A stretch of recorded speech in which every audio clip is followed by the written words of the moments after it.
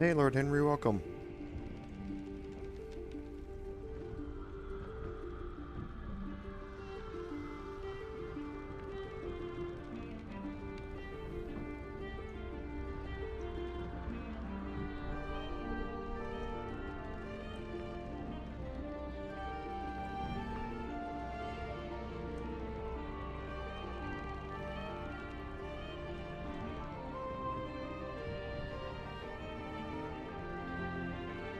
Hey, Ostamura, thanks for being here.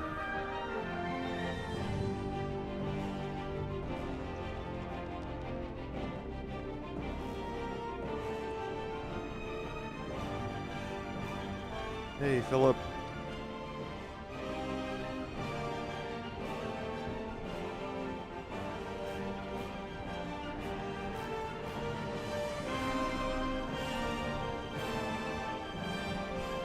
Mark, welcome to the stream. Thanks for being here.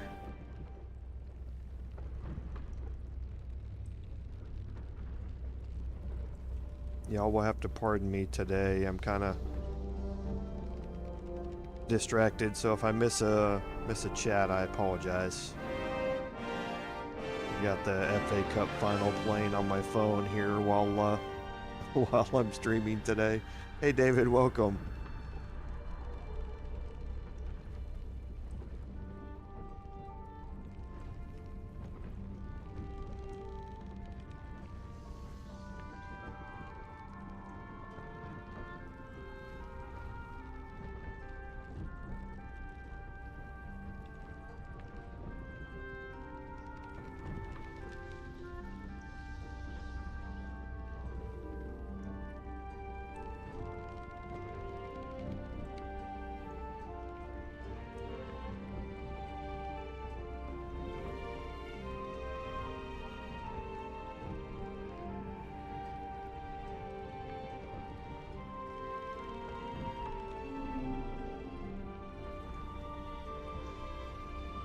Yeah, Philip, there's a lot of good stuff going on today.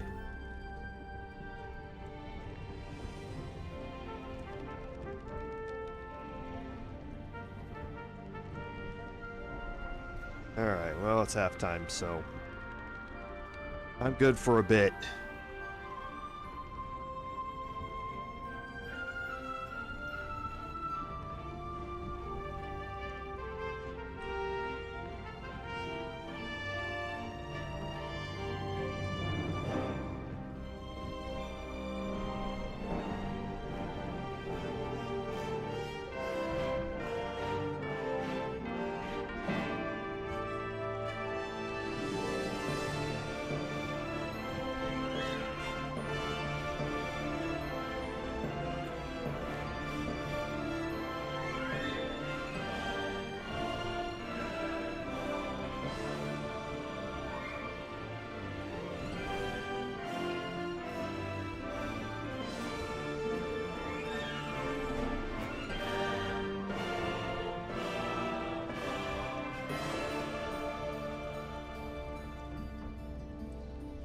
Yeah, I didn't actually remember to check the time.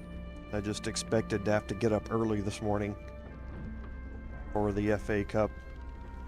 So I was pleasantly surprised that I didn't have to get up early when I checked it last night. But yeah, then I realized it was going to be right during the stream and was like, oh boy.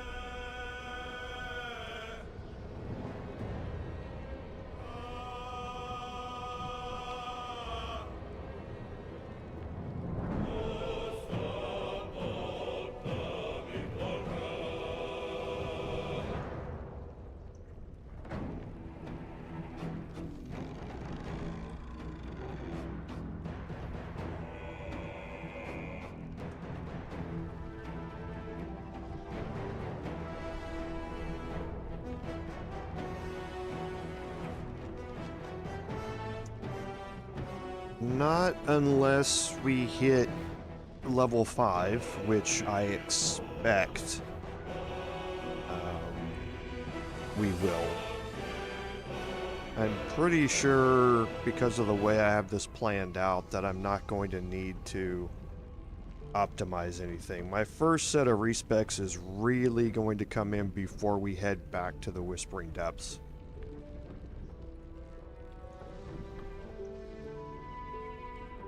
Today has a couple of tough encounters in it, but I don't think, and I'm gonna knock on wood because it is Saturday, I don't think it's anything that I need to specifically spec something or somebody out for.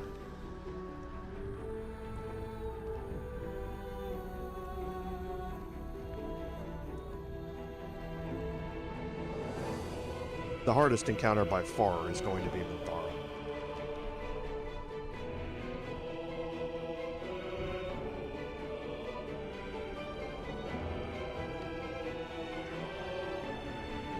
After Minthara's dealt with, Astarion can solo the rest of the Goblin Camp, if need be.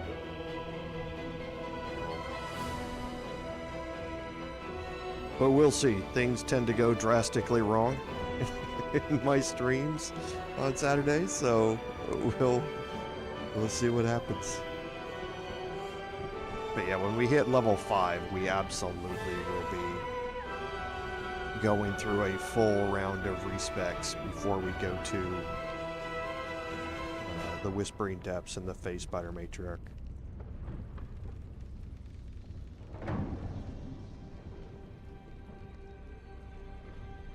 Because I am not doing that before level 5.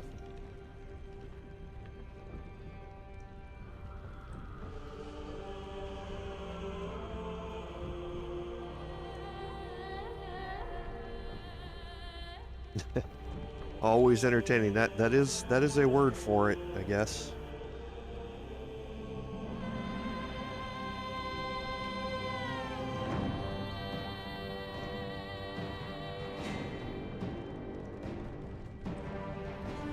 No, Lord Henry, I'm not.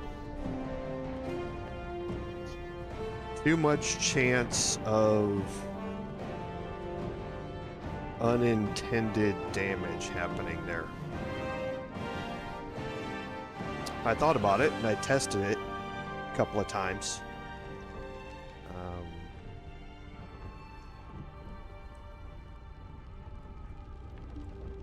She does reveal the grove, but there's a way around that. You'll see it today. A lot of the guides online actually don't talk about the interaction between us, Sazza, and Minthara. So I think a lot of people miss a way around that.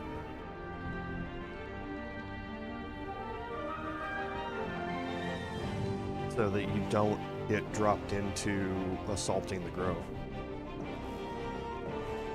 We're certainly going to attempt that, Philip, yeah.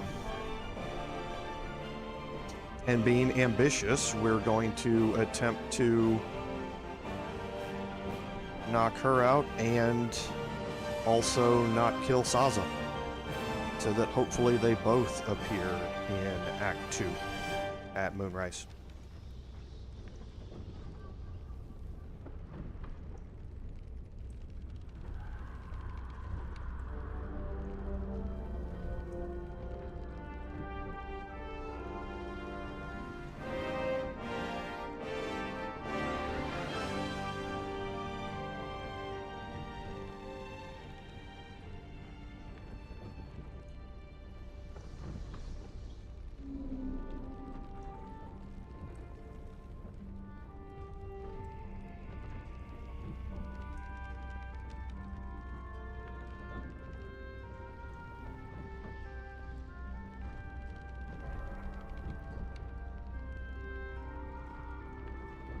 Yeah, and that's that's a common way to do it. The real issue there is the possibility that somebody else unintentionally kills Minthara.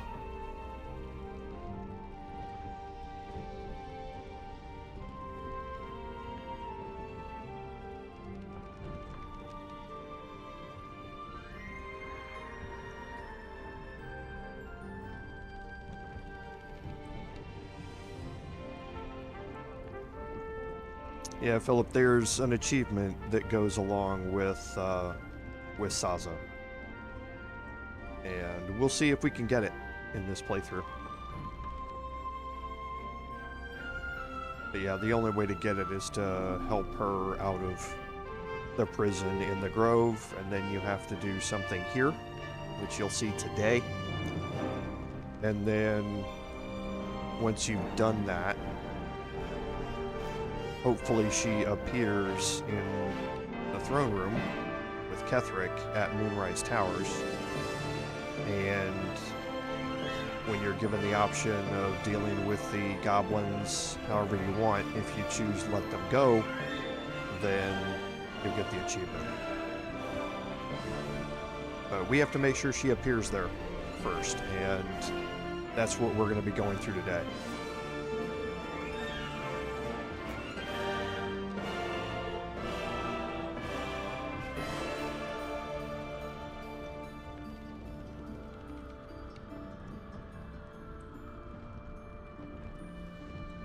You cannot recruit Sazza, no.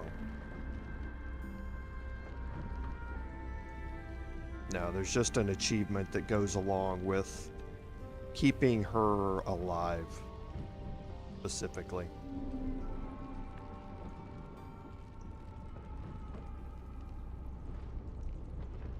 Which I haven't gotten in any of my other playthroughs, just because I haven't really focused on it. So hopefully we'll get it in this one. If we won't get it here, then I'll definitely make sure I get it in my off-stream tactician playthrough.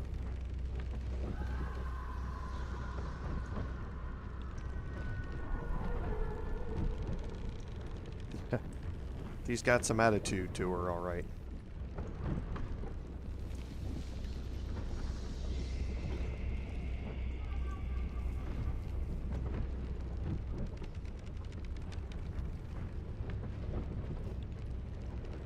Welcome, everyone, to today's live stream, episode 9 of our Baldur's Gate 3 Honor Mode gameplay series. I'm Commander Dror, and I want to thank you for coming along on our journey today.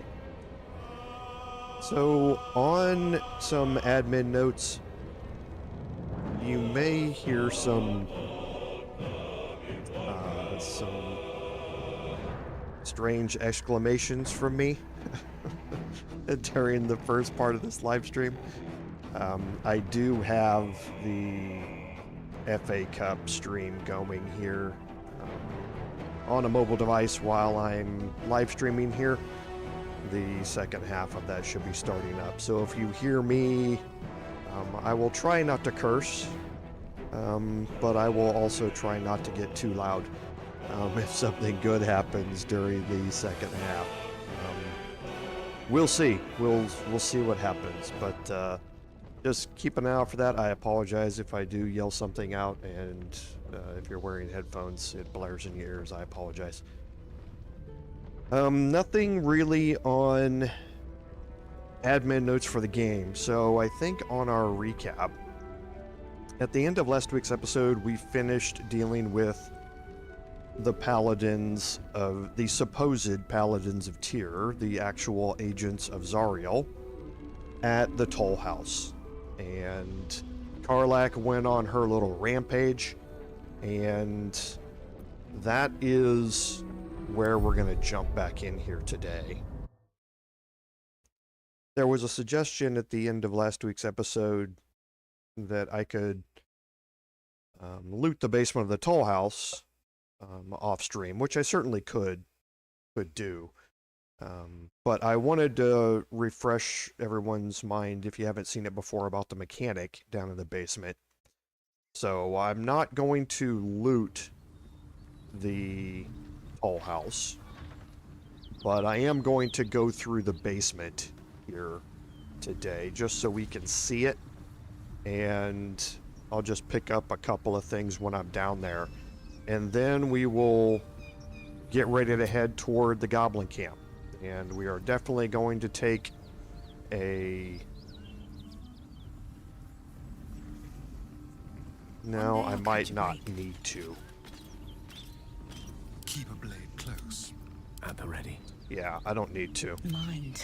Then we'll head to the Goblin Camp, and we will deal with some preparatory work and cleaning up and getting stuff ready inside the Goblin Camp.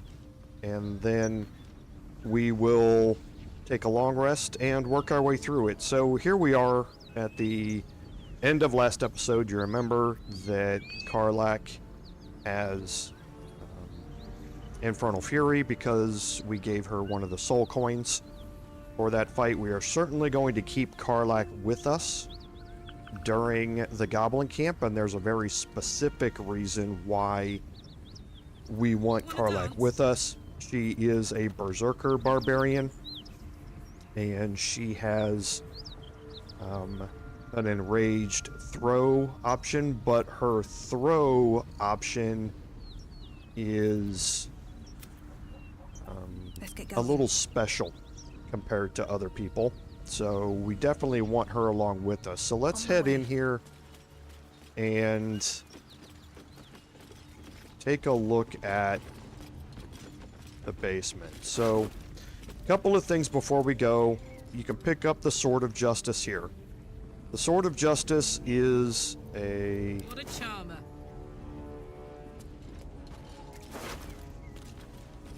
is a +1 greatsword that comes with Tears Protection. Tears Protection is Shield of Faith.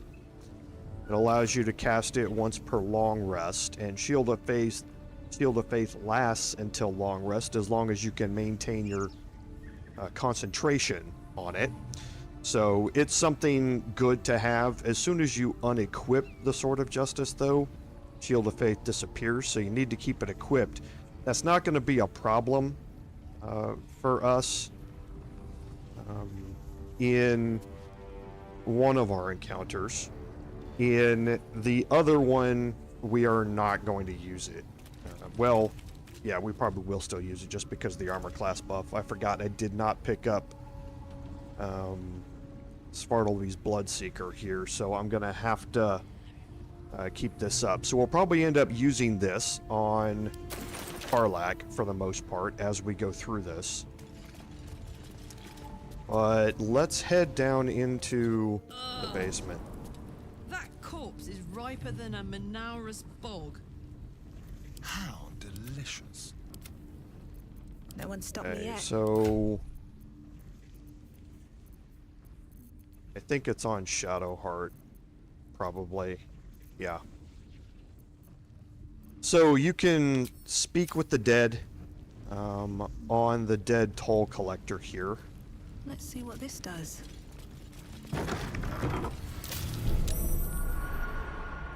And you'll learn more about what's happening in here. But in here, there's a lot of stuff to loot in the basement. All of these crates,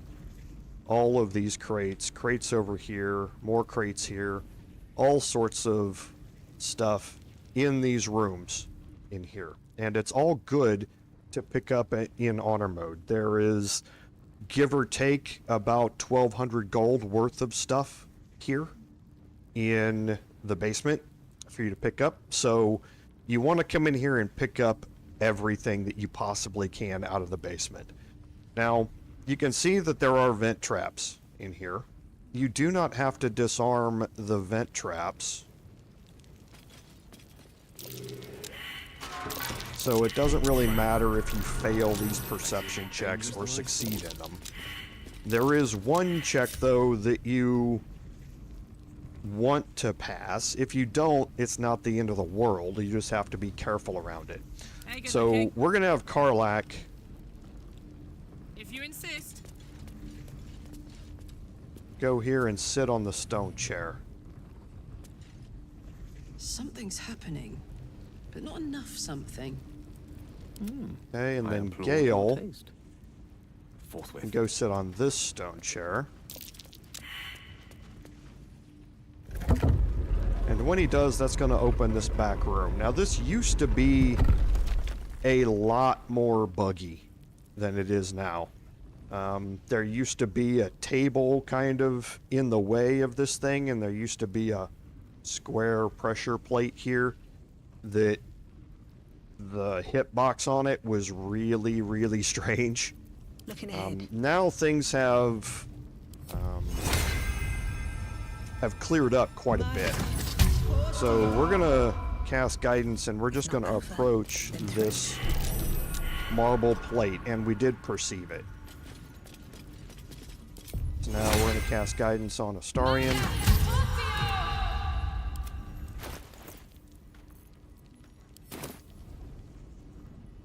And have him disarm this. Be careful. There are traps about.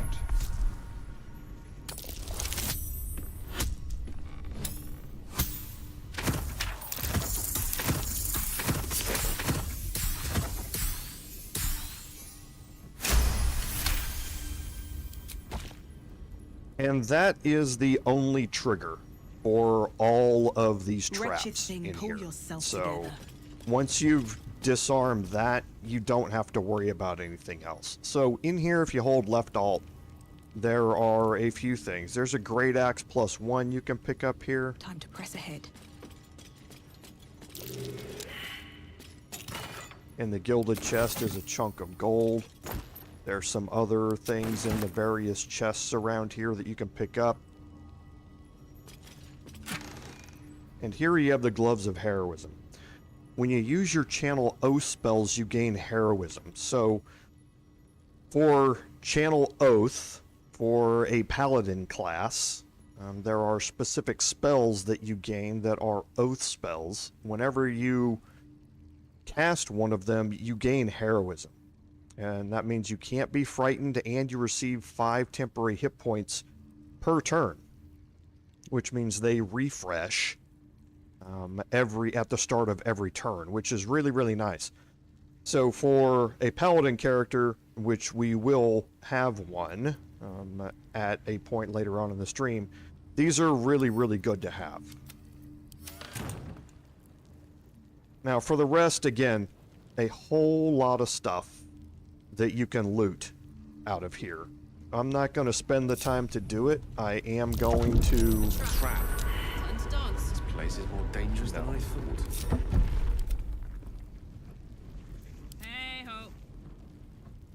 Let's ride. Okay. They're glitched.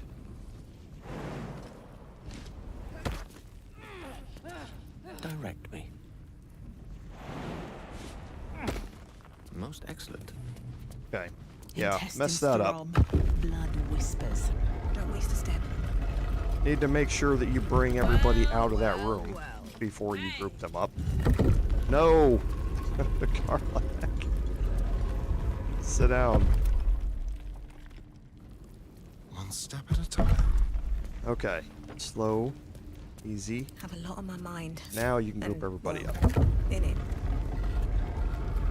So the door stays open as long as both chairs are occupied. Now...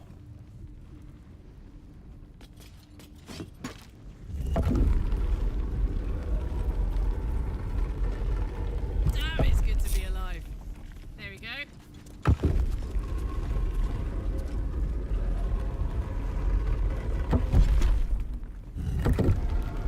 You do not need people sitting in those chairs for the door to activate. Just in case you don't know, there are pressure plates in the seats. As long as you throw something on top of it, the door will stay Can't open. give up now. Okay, so again, there are various chests in these rooms. There's Something another good one here, over I hope. here. And there's just a whole lot of stuff in here What's that? to be able to loot, dangerous than I so don't thought. forget about it.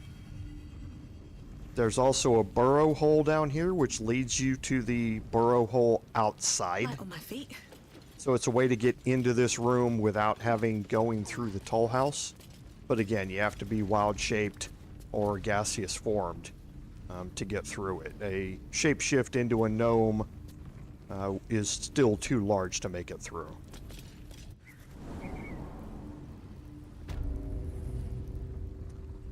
Okay, so again, we're not going to loot all of that.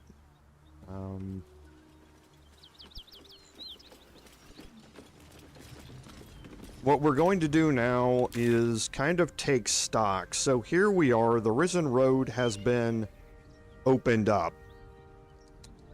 We've gone through everything out here that we need to do.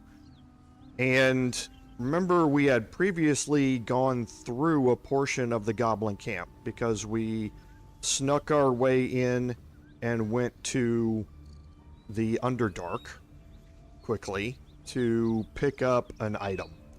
And now we're going to head back to the Goblin Camp, and we're going to fast travel to the Blighted Village. Now there's a bunch of stuff. Shouldn't nature be beautiful and serene? It looks so nice in the upper city parts. Upper City, huh? Swish. Never spent much time there myself. I'll happily take you.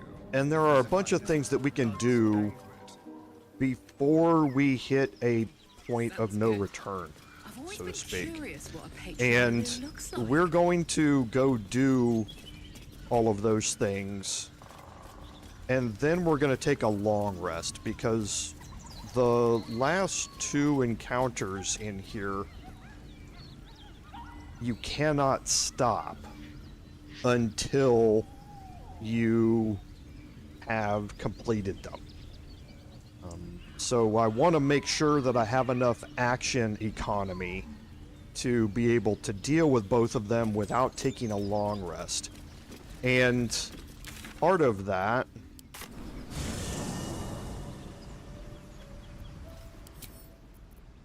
is checking my inventory here. Okay, so it's all fire wine barrels. Oh, yeah, oil barrels. Okay, so we do have one smoke powder barrel.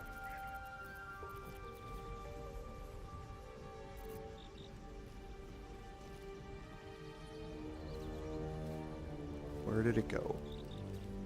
It's in here somewhere.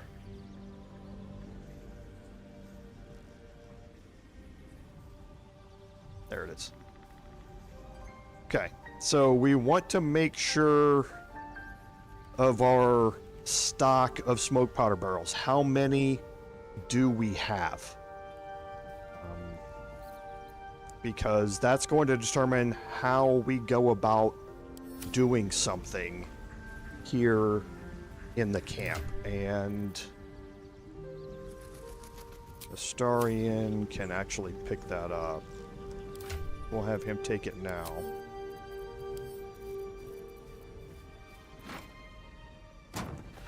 Because he's got a potion of hill giant strength, so he can carry it without any problems.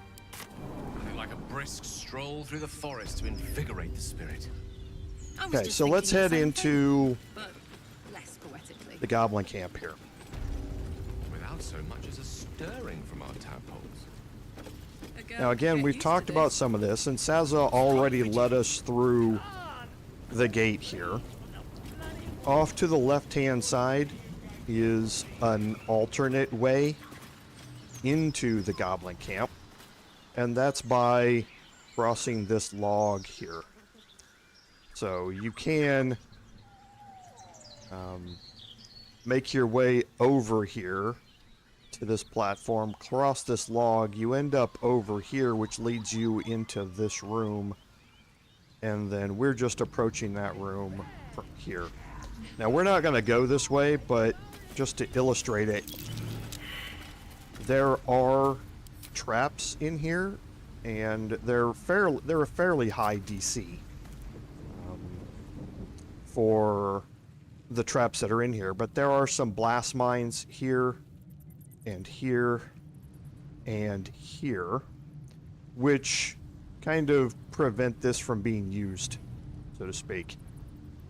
You have to perceive them to disarm them. You cannot blow them up or destroy them without having perceived them.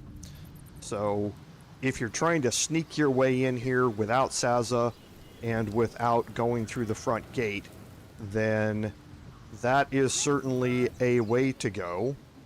Another way to go that's harder simply because of the detection cone from Sharp Eye Snurd here. You'll see he's going to turn occasionally, and his detection cone will cover all of this. But you can sneak your way down here and around this side to cross the bridge to get into the camp. So 2 ways to do it. You just have to watch out for, yep, see there's Sharp Eye Snurd.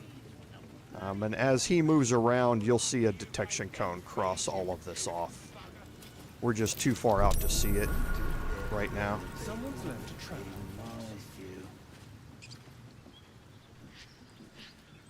So yeah, you can see his detection cone crosses through all of this, so you kind of have to watch it when you're sneaking. And I believe Astarion found one of those blast mines. Yeah, he did. Oh, you can see them in here.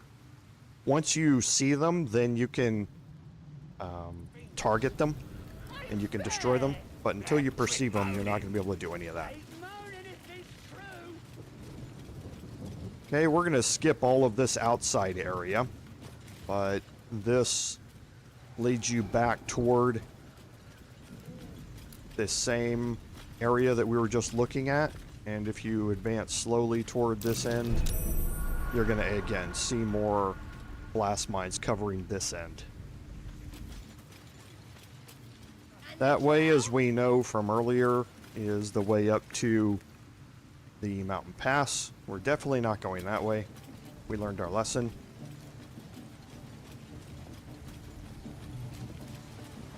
So let's make our way into the courtyard here.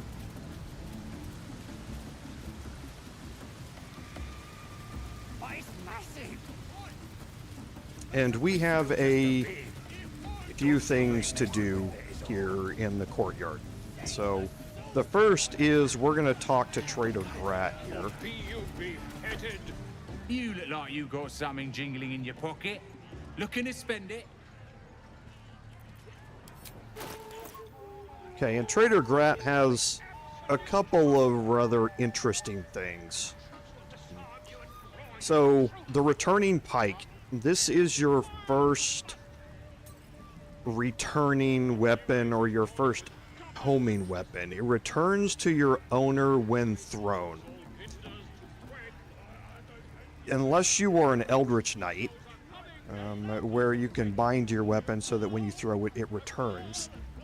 This is the earliest time that you're going to be able to get a returning weapon.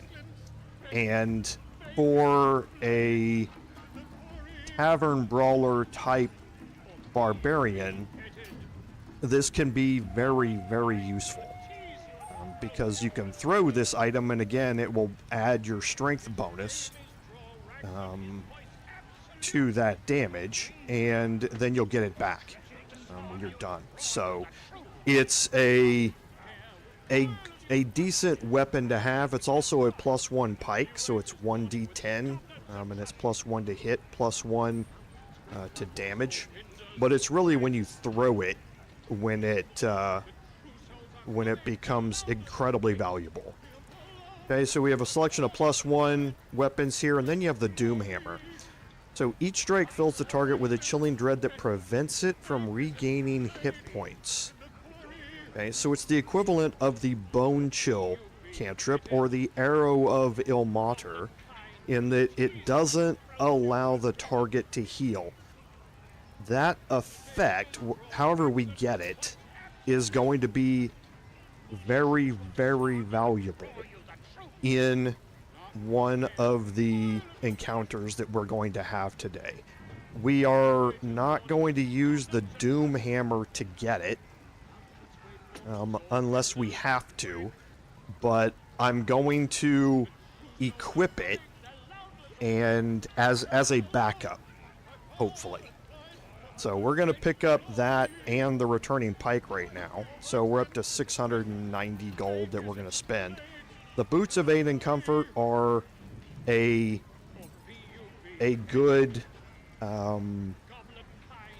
all around, if you don't have any other boots type of thing, you might as well put it on somebody who has the capability to heal.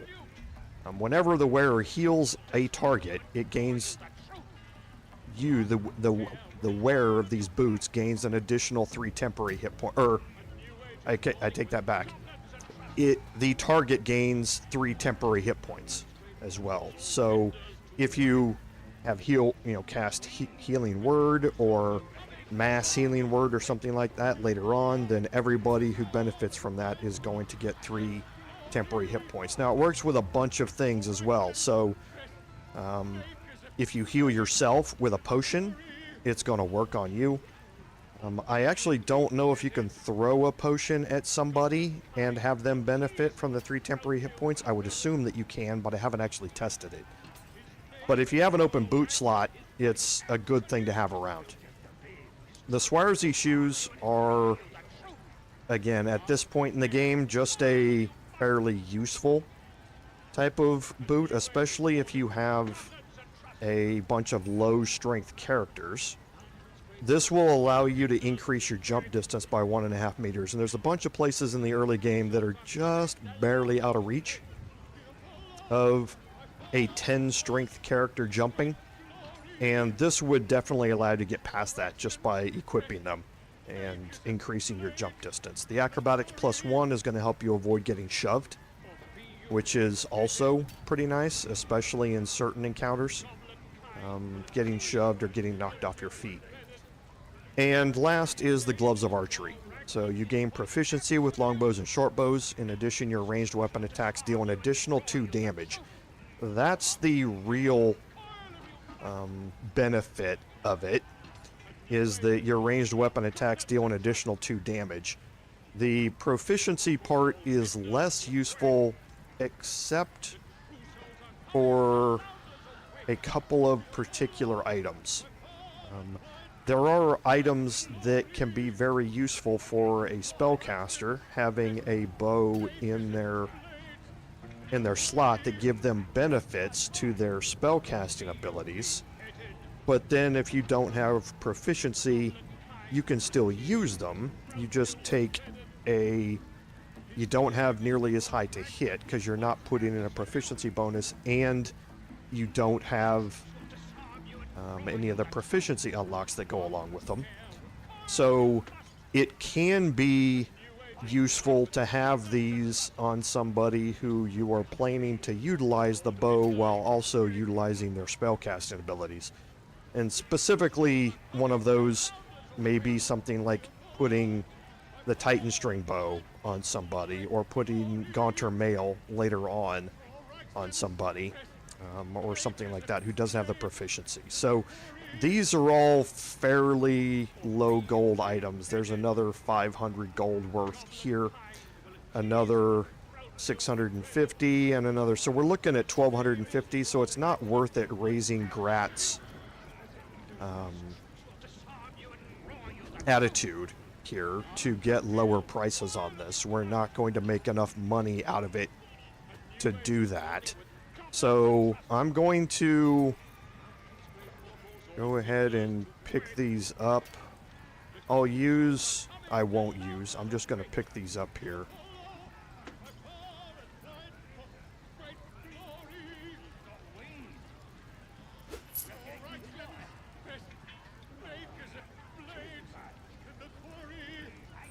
And I may actually need to go. Well, I definitely want the Doomhammer. I'm watching my gold.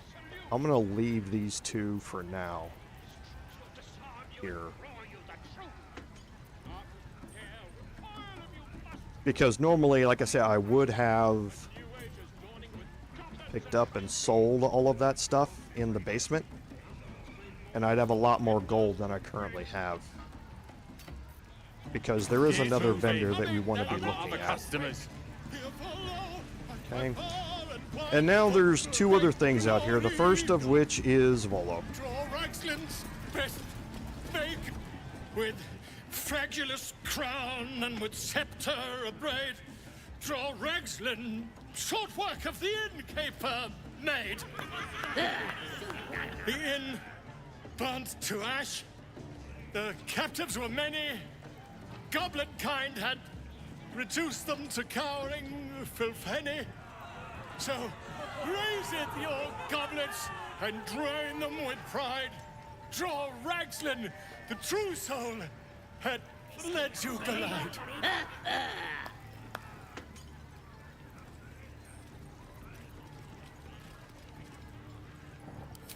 You! Move off! Do as she says. Now. Now, where was I? Huh? Wait a tick! That a friend of yours? Oh, certainly not. What are you doing? I'm busy here. You lying! To you? Never. Come, let's continue our ballad.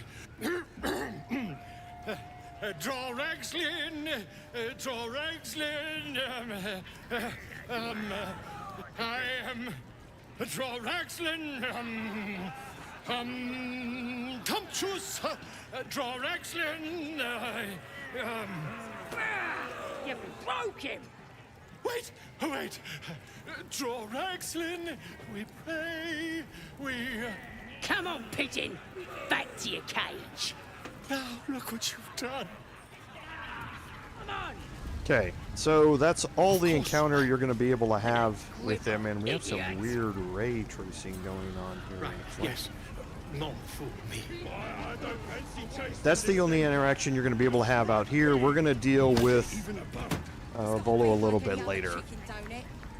So the next thing that we want to deal with is, you see the Owlbear Cub is over here now, and that's because we've taken a long rest since we encountered the owlbear and its Owlbear Cub and its mother in the cave.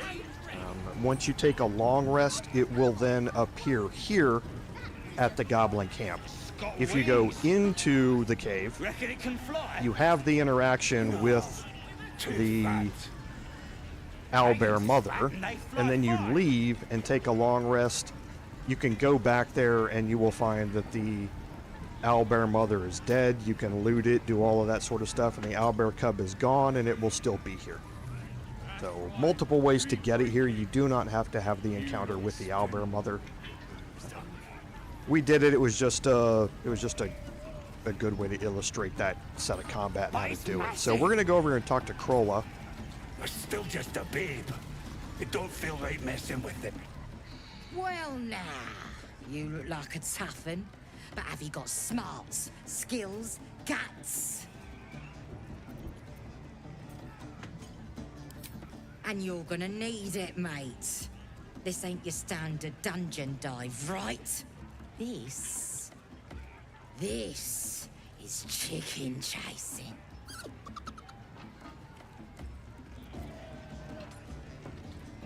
It's got feathers, don't it? A beak. Besides, I reckon it owes us, seeing as how it just ate our last chicken. Reckon it owes us a game. You want to hear the rules or not? Now, if you come here before the encounter with the owlbear, there actually will be a chicken here. And you can actually play the chicken chasing game without it being the owlbear. It's a lot harder to do, and you don't actually win anything out of it. You can get your gold back through an intimidation check or an illithid tadpole use, but there's really not any use for it. But you can actually play the chicken chasing game with a chicken if you come here before you've dealt with the owlbear. Only the greatest game since eggs sprouted legs, mate. You just gotta chase the chicken round the course and through the posts. But that ain't all. Gotta do it quick and alone. Any of your mates step in, you lose. Time runs out, you lose. Sound easy? It ain't. Better contenders than you have been bested by the bird. Okay, now a couple of different ways to deal with this. The quickest way out of it is to select this last one here. No skin off my ass. Just remember, you had the chance to be a part of something grand, and you walked away. Okay, and then the Owlbear Cub will start running around, and you can talk to it. It's gonna come back. Have no fear.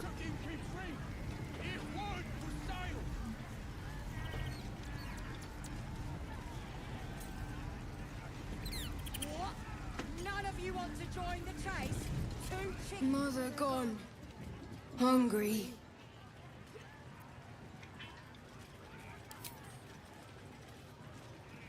New home? Maybe. Got to get away from here first. The cub seems anxious to leave, but afraid to defy the goblins. They have to be dealt with one way or the other. Okay, and there are multiple ways to deal with the goblins. Since we're a bard, we're gonna talk to Krolla again. Brave enough to take on our new chicken? It's a big un, but that's just more for the chasing. And then you have another option here. I'm leaving and the owlbear's coming with me. Is you now? Reckon I feel differently. Reckon the lads will too. The mark glows, but you feel nothing in response. Your illithid power is beyond reach until you rest.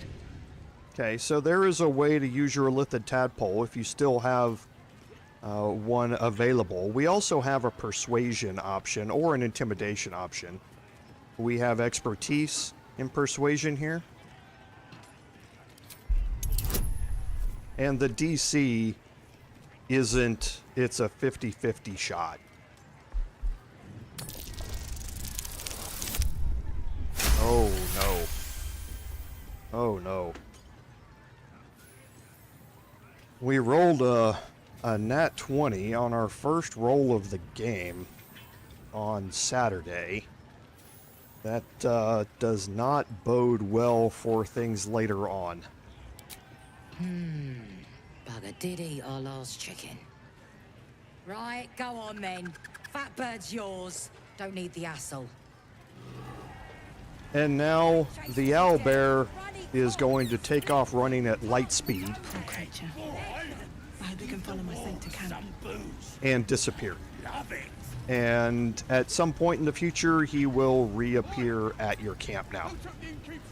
So that is the easiest way to do it, is just to talk to her, say you're not going to take any part in it, talk to the owlbear. That will open up the additional dialogue option with Krolla, and then you can use your illithid tadpole power to make her give you the owlbear. Now remember, your illithid tadpole powers are character dependent, so you basically have one per every character that you've recruited available to you. So if you go into that conversation with Astarion, even though I don't have my tadpole power available on my bard, I'd still have my tadpole power available on Astarion, and I could use it in that conversation.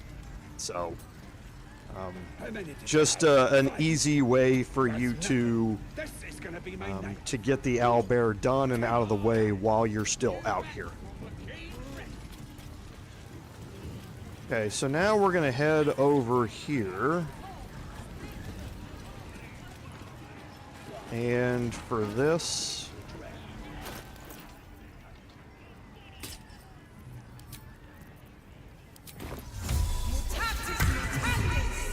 I want the mark of the shifter again.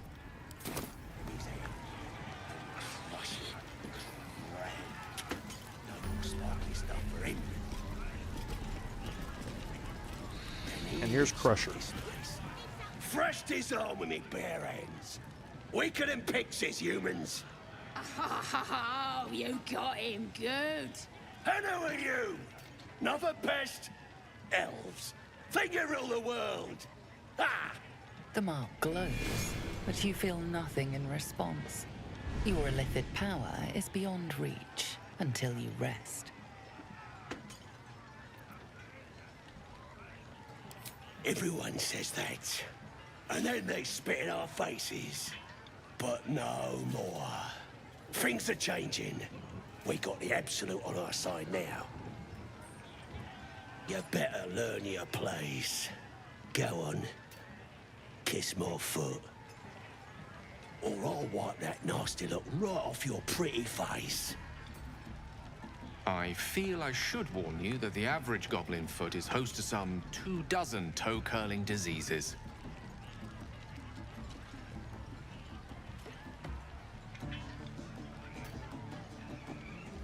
Okay, so there are some interesting choices here as a Dark Urge character. We also have an intimidation option down here at the bottom. Okay, now this DC's higher.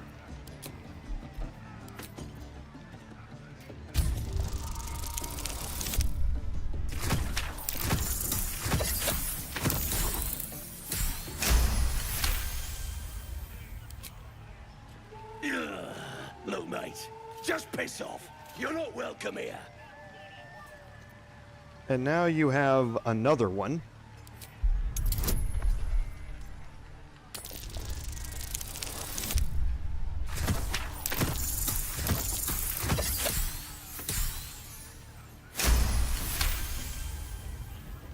The goblin stares, mouth agape.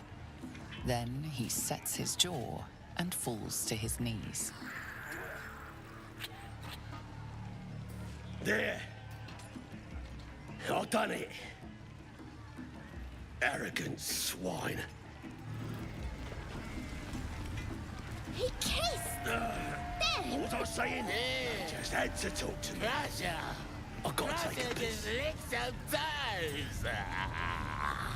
Okay, and that will move everybody out of the way of this area and kind of scatter some of them about, especially Crusher.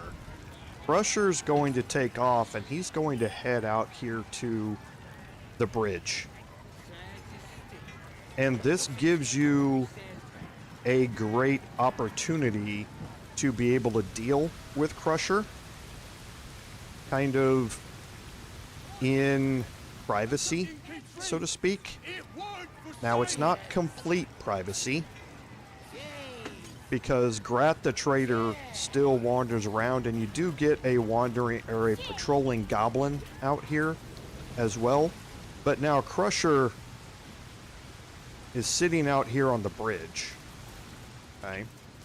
And there are a couple of different things that you can do with him.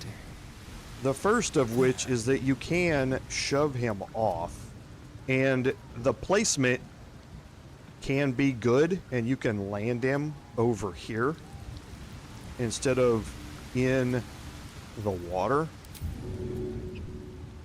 So if you get the line correctly lined up, he will land on the ground instead of in the river where you can't loot him. So this gives you an option to do that. You also have another option to pickpocket the gold and stuff that he has, but you see the one thing that you cannot get out of here is the one thing that you're going to want to get later. Now you can also, like I say, it's fairly secluded out here, and you can deal with Crusher here, meaning that you can attack him and kill him here in relative safety. I say relative safety because, again, you are somewhat close to stuff on this side and even more close to stuff on this side. So if you're seen while you're doing it, because if you don't kill him on your first turn, then he will tend to run this way and it will alert this entire outside area. And that's why in honor mode I don't tend to do it that way.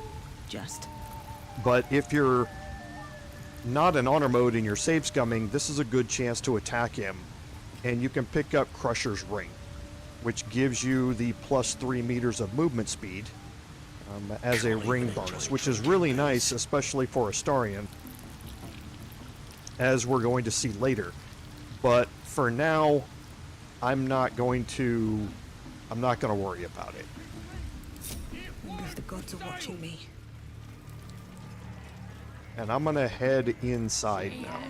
There's a bunch of other stuff that, again, I could loot and pick up out and about over here, but we're not going to loot it. What we are going to do, though, is head up top here.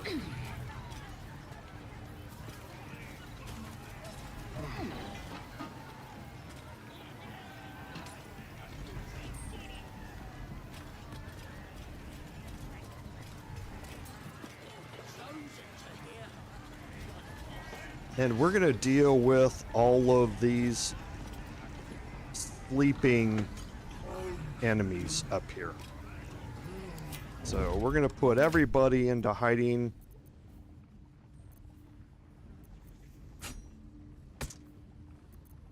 We want the additional fire damage. Well, actually, she's got an additional fire damage, right? Yes, so she has it no matter what. Oh, when she's raging. So yeah, we want the additional fire damage here. Don't burn yourself. From Karlach. Man, I could go for a nap too. And we have to be a little careful with our attacks here, because there is alcohol and a fire wine barrel. So I'm just going to pick that up. Send that to camp. Just so the thing doesn't explode. We may catch these alcohols on fire, but less worried about that. Okay, so for these, we have reckless attack to give us advantage, but since they're sleeping, we already have advantage, and we're guaranteed a crit here. Okay, so that would be a low set of numbers.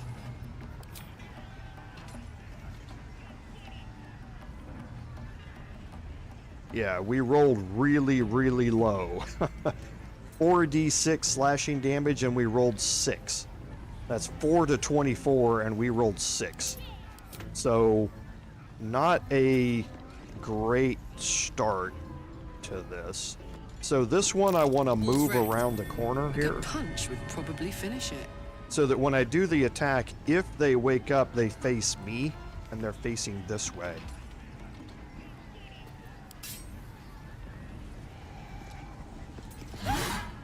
Pick to fight. The consequences are hardly surprising. Okay.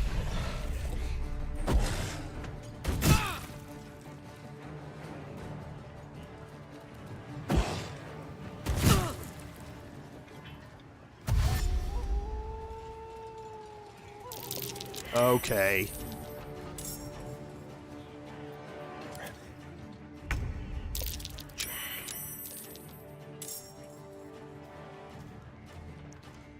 All right. They're dying for me. All of them. So, I didn't expect the sharp eye to dash there. So... My turn. We're going to rage with Karlach.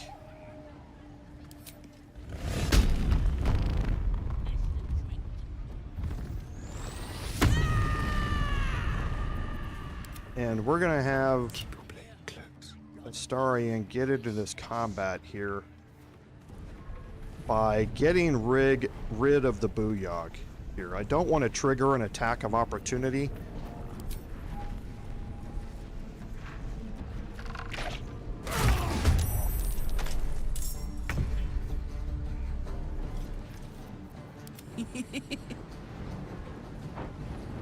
Find a route. Go for the throat.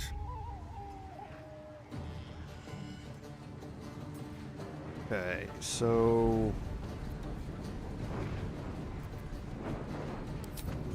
we're going to dash Astarion into place here. Be quick.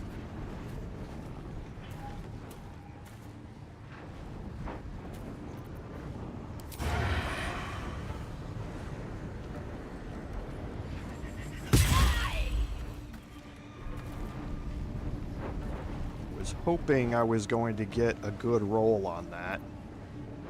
Probably should have acted with Gale first.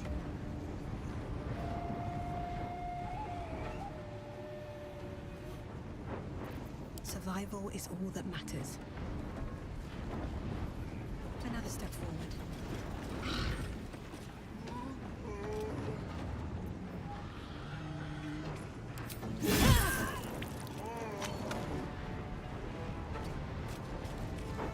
And we're going to move our 20 armor class up here in front to hopefully take this attack.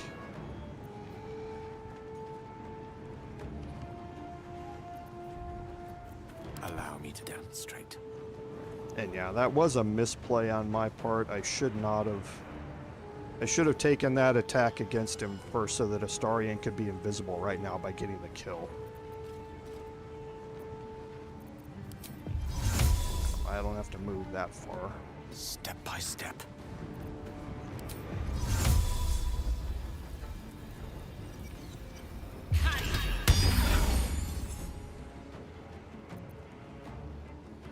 Come on, can't stay idle.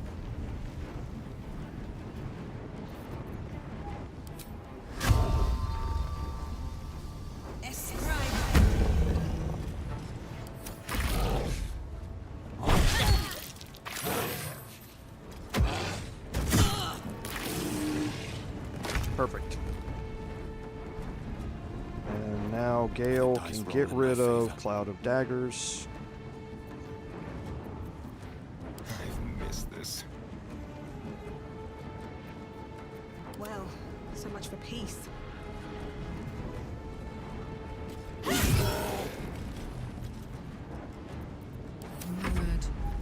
This feels good.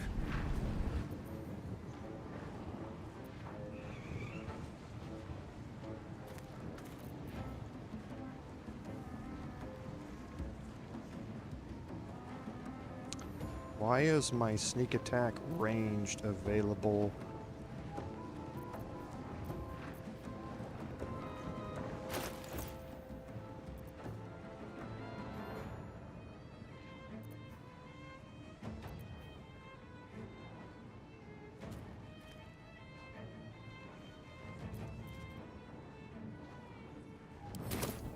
Next turn. That's strange. Okay, thank you. I got this. Poor fucker.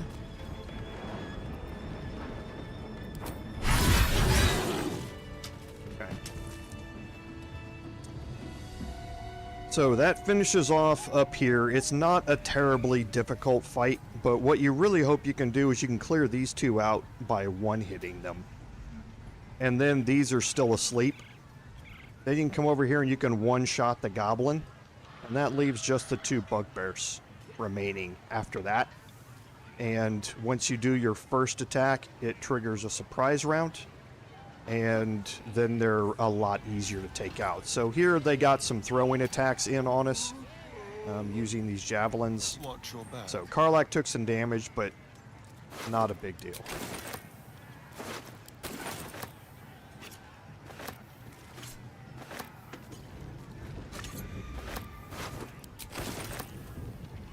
Certainly.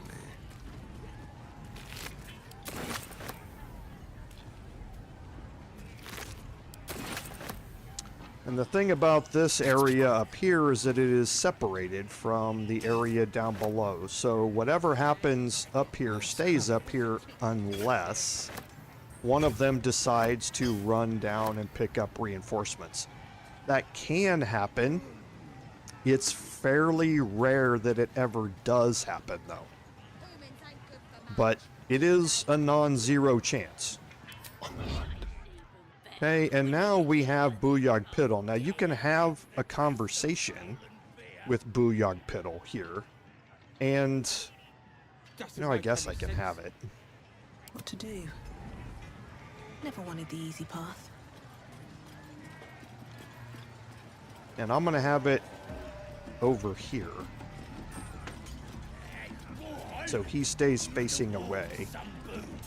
Here, help us out. Says here that goblinoids are obstreperous and malodorous. What's that mean?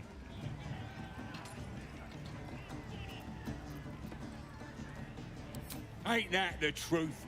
Proper stink around here, now we've settled it. And all that ruckus makes it hard to concentrate on reading. Belonged to some bloke who showed up here asking questions. Bold as a bugbear he was. Said he's writing a book about the Absolute. Lads didn't like that. Said he was a spy or some such. Think they've locked him in the cells already. Well, I had a good chinwag with him, though. Interesting bloke.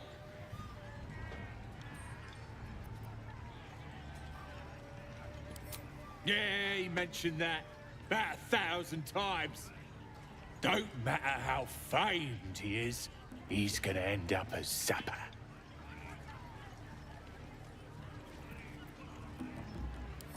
I ain't finished with it. There's enough breeding here to last me a lifetime. The mark glows, but you feel nothing in response. Your illithid power is beyond reach until you rest. Okay, so we do have a deception option here.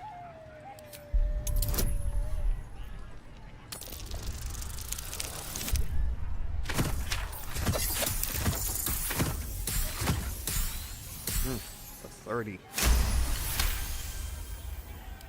You're right. What does some bleeding outsider know that I don't? I'll be famous. And nobody will remember this pack of lies.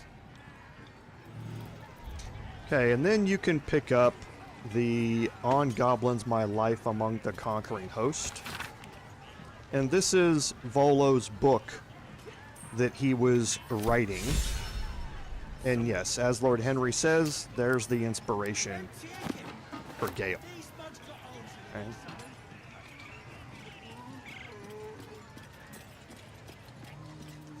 Now, the other thing that I can do down here is to get rid of a bunch of the goblins here. Oh, come on, guys. Come on, lads. Sorry, everybody.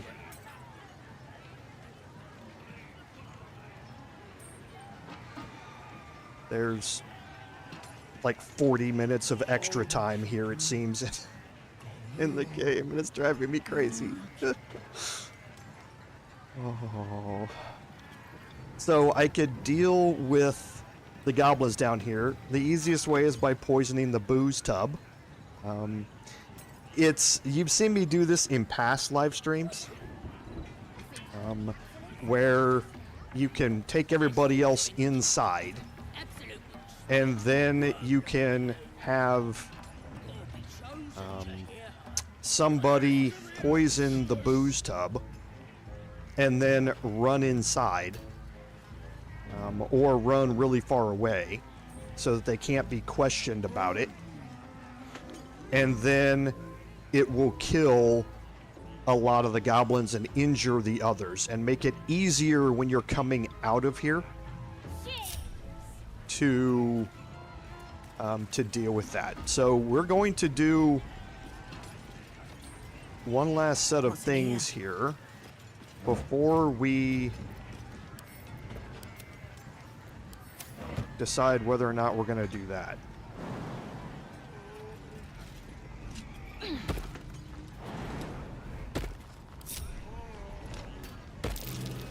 Okay, and there's the survival check. And there it is. Way to go, Reds. Way to go. Sorry, match just ended.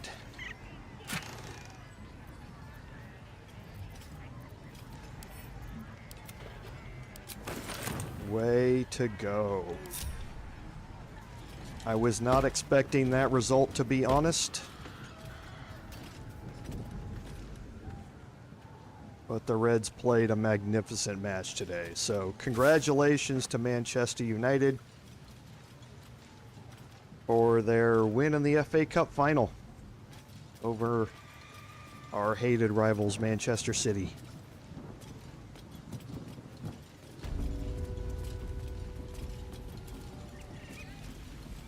Okay, so over here you have a couple things. You have a hand axe, and you have a skeleton. The skeleton's going to normally have a decent scroll in it when you pick it up.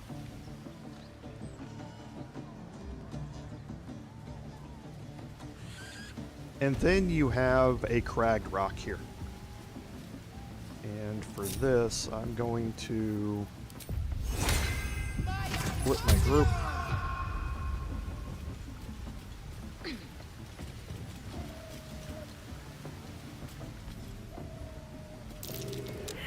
Okay, failed the perception check there.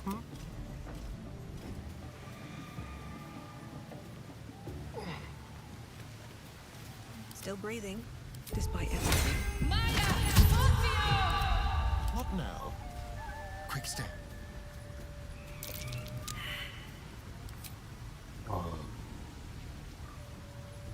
All I need to do... Let's march. All right. And where's Gale? Your desire. Gale. Immediately.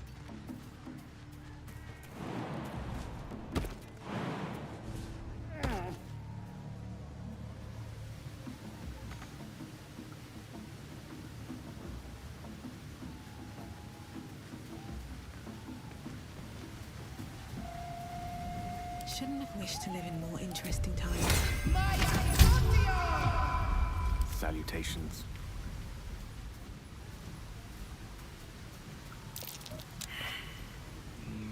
That way. Okay. What's cooking?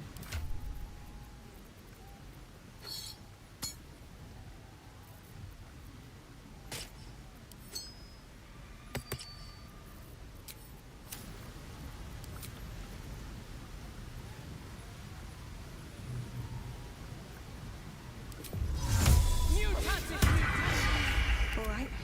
What now?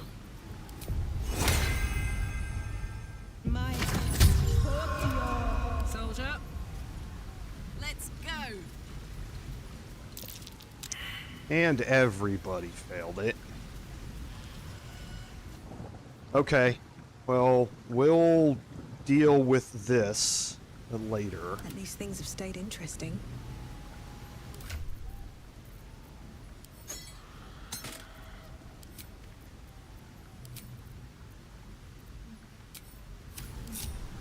Because there's another way you can approach this.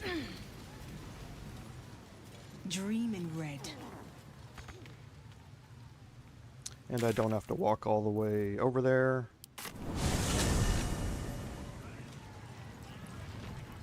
And there are a couple other minor things that you can do out here.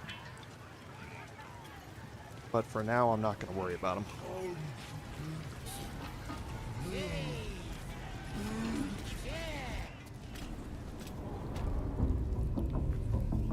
Okay, and Gale's got his hunger again.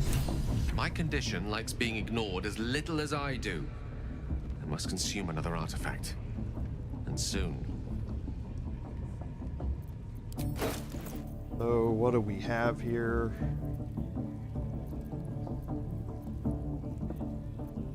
We've got the Moondrop Pendant. Thank you.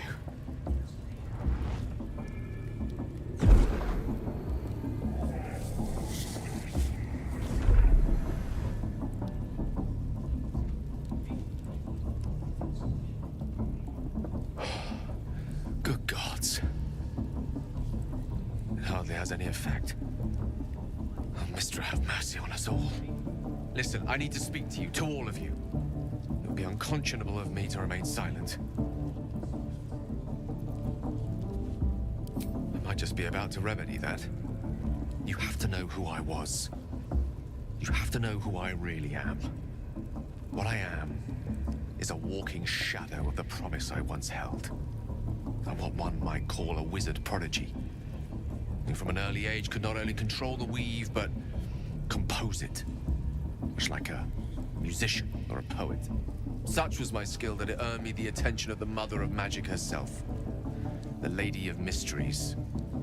The goddess Mystra. She revealed herself to me and she became my teacher. In time, she became my muse. And later, even my lover. Oh, yes. We enjoyed each other's company. Body, mind, and soul. But even so, I desired more.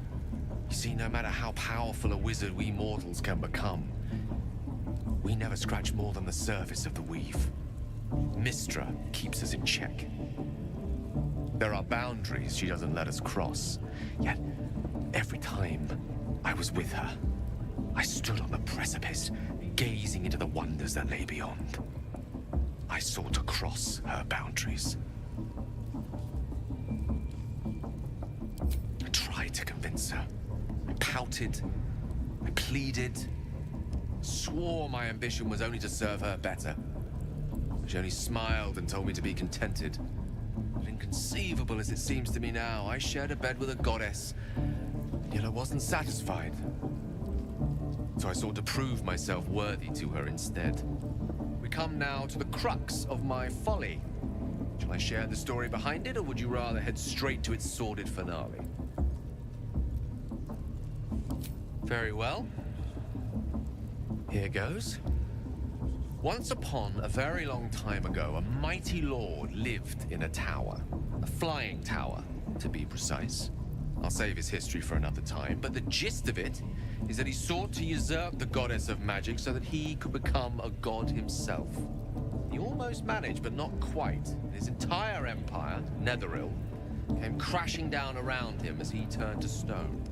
The magic that was unleashed that day was phenomenal. Roiling like the prime chaos that outdates creation. Even the weave itself could not withstand the onslaught. It fractured, then shattered, and all magic was lost to the mortal realms. Until the day Mystra returned. She restored the weave, reuniting all its scattered shards. Or so I thought. Until, in the course of my studies, I learned of a book. A Netherese tome in which a piece of the fractured weave had been sealed beyond her reach. What if, I thought, what if, after all this time, I could return this lost part of herself to the goddess? The answer was to try. The outcome was to fail. I was certain that this deed of raw power, draped in romance, would convince Mystra to take me by the hand and welcome me into her hitherto forbidden domains. I was mistaken. I obtained the fabled book and took it into my study. As for what happened next... Here. Place your hand over my heart. Let me show you.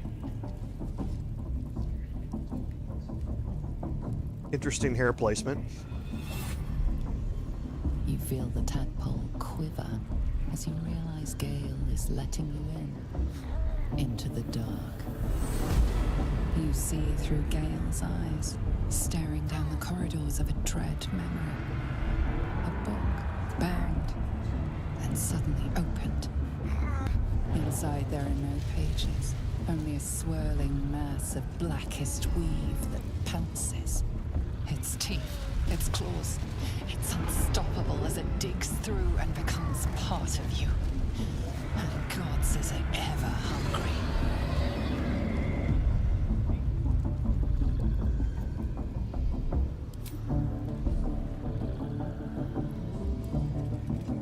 Terrifying, isn't it? And that is only the beginning. This Netherese blight, this orb, for lack of a better word, is balled up inside my chest. And it needs to be fed. As long as I absorb traces of the weave from potent enough sources, it remains quiet. Were it ever to fully destabilize, however, I will erupt. I don't know the exact magnitude of the eruption, but given my studies of Netherese magic, I'd say even a fragment as small as the one I carry, it'd level a city the size of Waterdeep.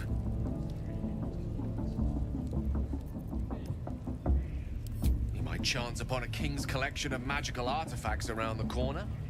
We might cross paths with a miracle round the bend. Then again, we might not. All of this, it must feel like a betrayal. Say the word, and we'll part ways.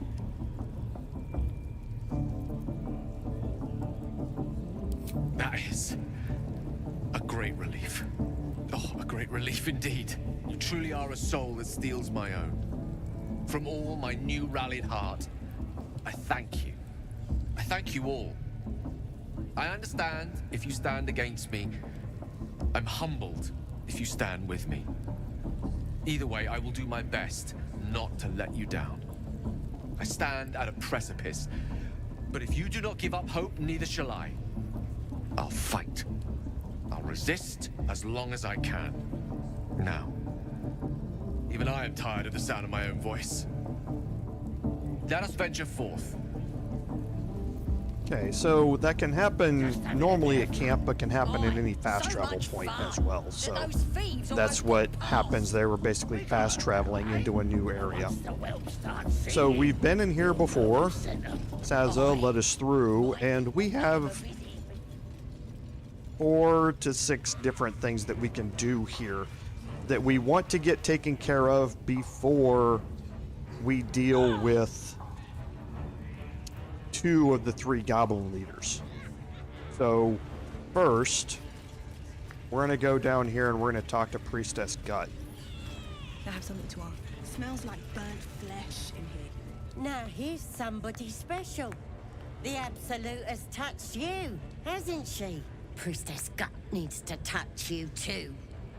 Hold out your arm so I can mark your flesh.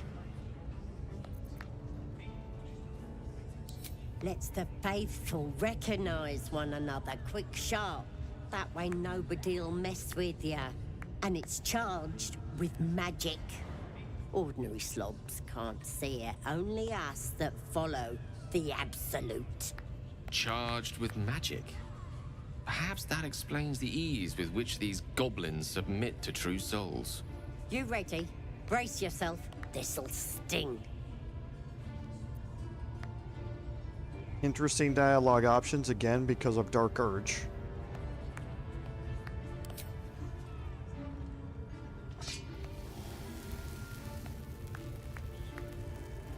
Hold still.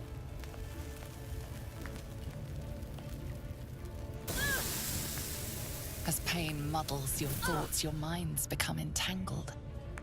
A familiar sensation. She too carries a parasite. Darkness seems to swallow the temple, leaving you with a vision of the Goblin Priestess receiving instruction from a handsome young man, one of the chosen. The vision dissolves away. You stand before the Goblin Priestess in the temple once again. Her faith floods into you, a tide of shuddering ecstasy. Her tadpole nestles within that mania, secure, hidden. I feel you in there, digging around. Works both ways. And I saw some weird shadows swimming around in your head just now. Maybe I can help with that. Us true souls gotta look out for one another. With the Absolute's will, I can fix anything. Let's deal with this in my chapel. It's private. Don't want this lot interfering with true soul business.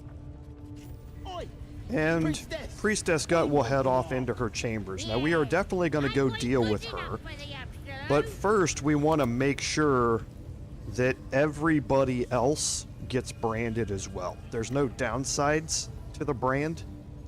It just allows you to get some benefits out of some additional gear. So we're going to go with the Starian, and now we can talk to Warlock Grease here. Ain't polite to stare, Wormwalt. If you ain't got the guts to get branded, clear off. And this allows you to brand the rest of your characters even after Priestess Gut has left. You can leave the conversation with Priestess Gut in the middle of it, and then do it again with another character and have her brand that character. I can't remember what patch it was that Larian added this in. They realized that most people are going to want to brand everybody, and they made it easier to do that. Happy to oblige.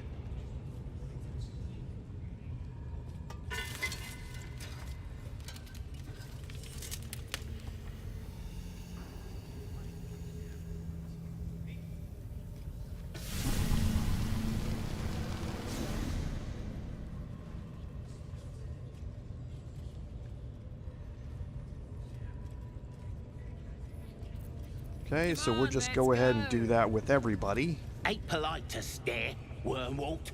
If you ain't got the guts to get branded, clear off. Happy to oblige.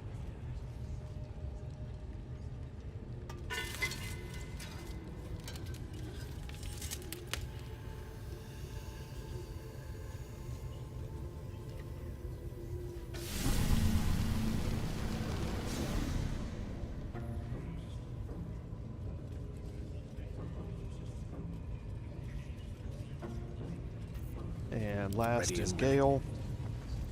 Ain't polite to stare, Wormwalt. If you ain't got the guts to get branded, clear off. Happy to oblige. And we'll skip this one. Does the same thing. So now we're going to head to our camp. Moving ahead. We get along quite well. Shadowheart's still walking around without any clothes on. So Gale's been walking around this whole time with some sort of magic bomb in his chest. I'm not normally one to begrudge someone their secrets, but that's something I should know.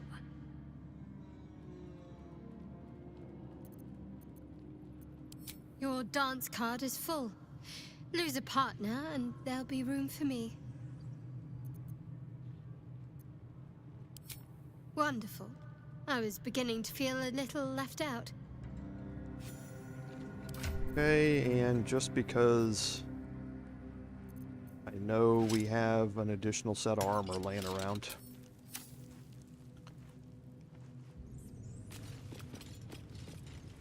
Well met. I'm up for the challenge. You've just got to make a little space.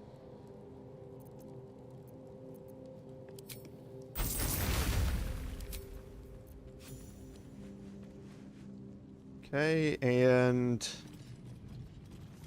last is Lae'zel.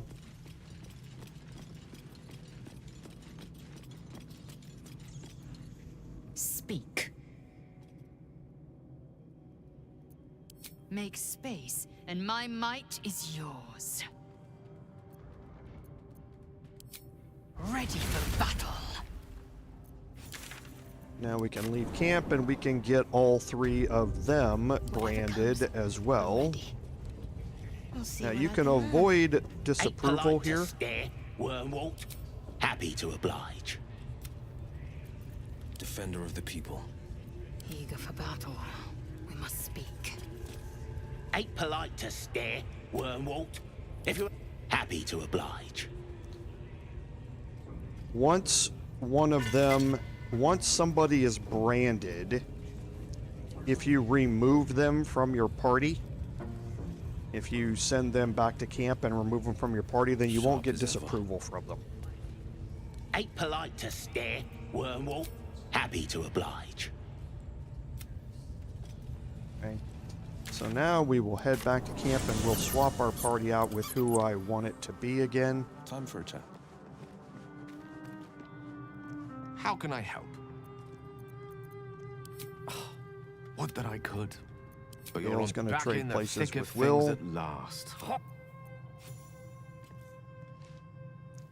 Arlac is going to trade places with Lae'zel. What can I do you for? There's a lot of stuff we need to talk to with her Looks like your troops during our all next trooped long up. rest. You'll need to send someone packing if you want me to join. Excellent. These boots And have seen Astarion.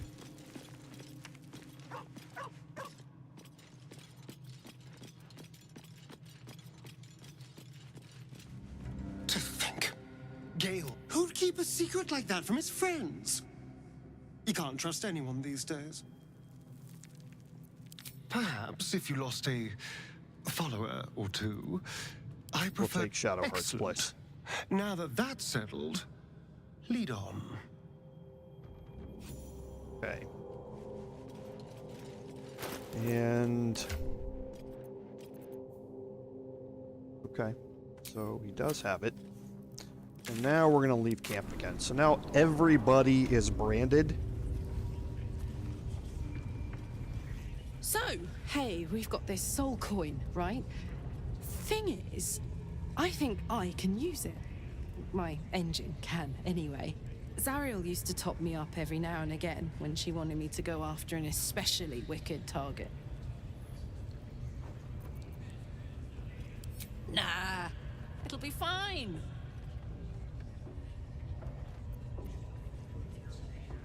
Sort of. Next time we find ourselves toe-to-toe with something we want to squash, drop a coin in. See what happens. Fuck yes. Now I just need something to sink my teeth into. Okay, and we've already seen what happens. It gives her the Infernal Fury condition here when she takes a soul coin. So... Don't touch me. Now I need to...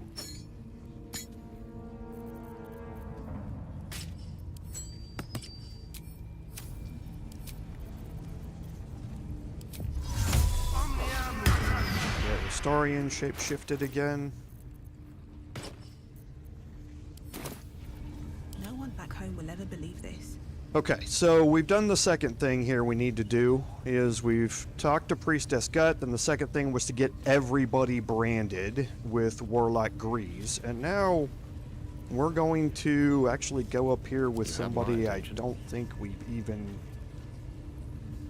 Oh, well, I can. Let me see...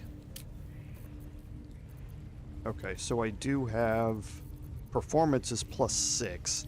So let's go up here with somebody we haven't used, who we know we have a tadpole power with.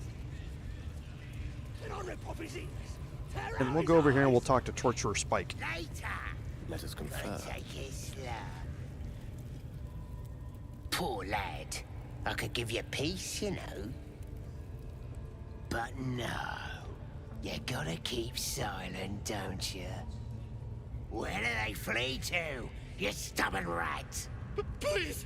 Stop!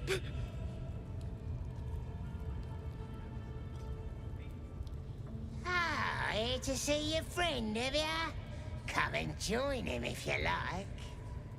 As the symbol glows, power courses through you. Authority. And this is just because the deception check is a rather high DC, and I don't have expertise in it at this point, so I'm going to take the Elithid option here.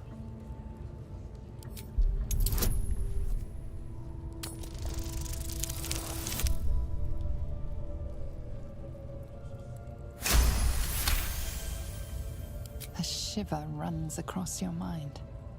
You feel sated. Sorry, sir. I didn't realize. Hey, he's all yours. Just don't be too rough, maybe. Moonrise Towers might still want to take him. I want to watch that weird priest next door. Sounded like he was beating something up. Yeah. And now, once they're gone, then you're free to utilize anybody you want for the interaction here. The detection cones have a possibility to overlap you here, so you want to be careful in what you're doing. Just when you're doing it, really. No! Please! Don't hurt me! You are? I need to get out of here.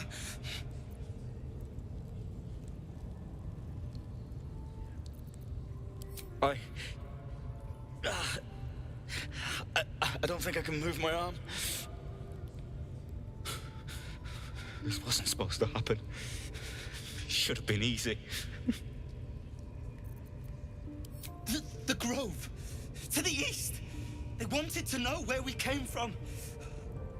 They'll kill everyone. Please, get me out of here!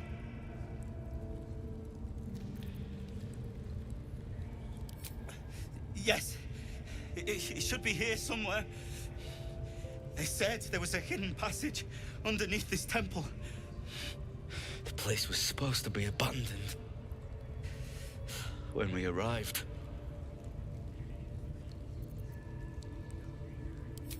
I'm not sure. All I know is there's a passageway to the Night Song. Brian had instructions, but the goblins got him. They said they'd eat him. Please, these shackles. I don't want to die. Halsin, I don't know.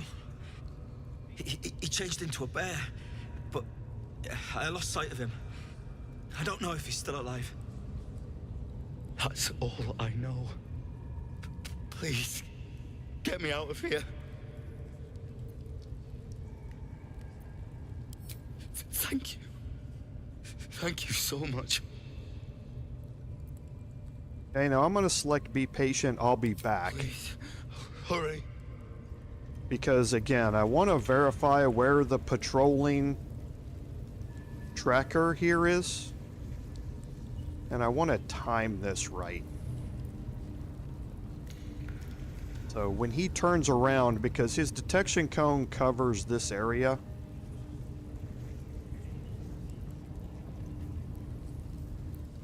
Please, get me out.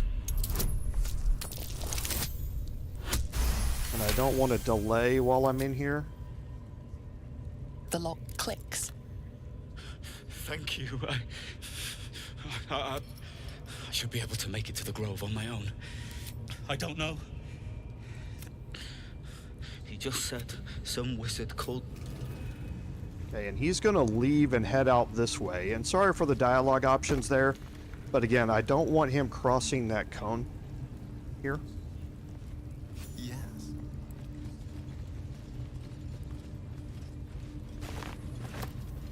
Okay, now I'm going to split my group here. And I guess before I go... So that's progress. Keep your distance down. Subtle steps. And I'm going to head through the passageway.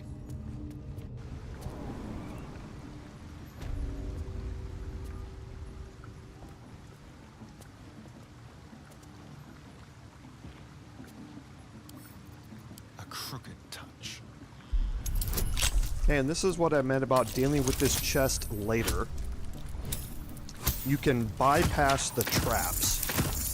There are 3 traps in here. There's 2 blast mines and 1 poison mine out here. And you can bypass them all by coming out this way through the passageway and approaching the chest from this direction. So, so here you can pick up the glowing shield. So if you are below 50% of your hit points to take damage, you gain 8 temporary hit points. So very, very useful shield to have. And that's a good question, Eric and David. I actually don't know. Because it doesn't actually show up in your character sheet. It's kind of weird, but it's something that doesn't show up here in your notable features list. It's not in here at all. A way that you can check it, though. Whoops. Is this, and I'll show you. This way. Before you leave, if you're unsure if a character has a brand or not,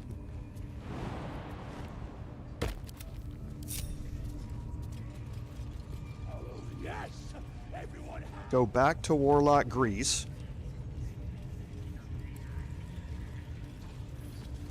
What's up for discussion? Ain't polite to stare, Wormwalt. If you ain't got the guts to get branded, clear off. You're going to see branded on as a new dialogue option here. Okay, so if you're unsure if any of your characters have the brand or not, go back and talk to Warlock Grease and you can verify whether or not they have the brand. So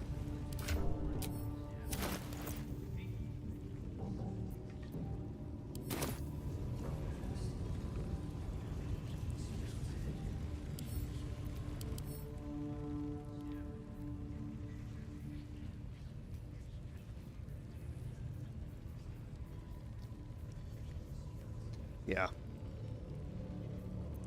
Nothing that I can see in there, and it doesn't show anything down here to do it. Where's it listed at?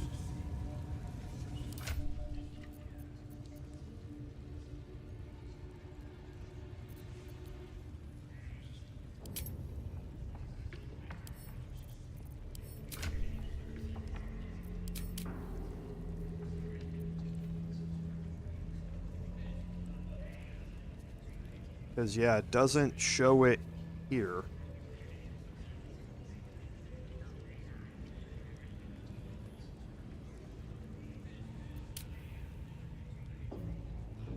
There it says branded. So it doesn't show it for your character, for the main character. But it shows it for the others. And not all of them. Oh, this is because they're shape-shifted. I bet.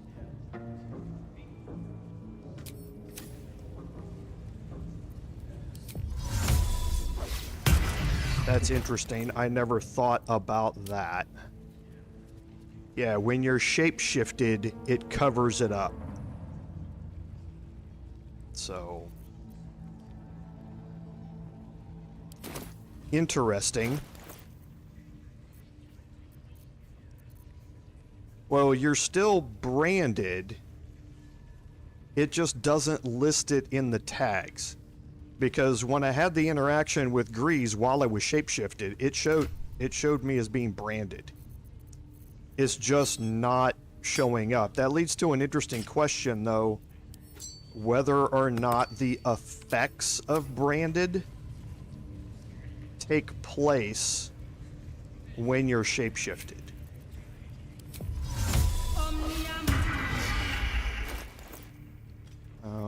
And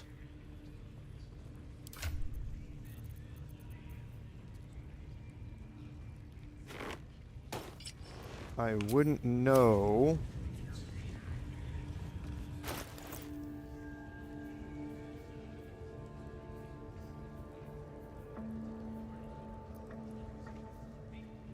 Yeah, because this is an on hit. Whoops. Well, here, hello. Astarian. Okay, so yeah, see? So it doesn't show up in the tags, but the effect is still there. Because I have Absolute's Bane from the Gloves of Power. So I'm still able to take advantage of the brand. For some reason, when you shapeshift, it just disappears from the tags, even though all the effects of it are still there. Yeah, because see, I'm here shifted. So it says that I have Absolute's Bane. I will test it here in a minute and see if it shows Absolute's Bane, but it just doesn't trigger. Which would be, again, some very weird interactions. All is ashen neat. And probably an unintended consequence. But we'll check it, Mark, once we go through it. Because we are going to have a fight here. And what gloves Astarian wears aren't going to matter in that fight. So We'll just leave the gloves on and see if he banes targets while he's shapeshifted or not. Okay, so next set of interactions I want to have is up here with Roa Moonglow. And for that,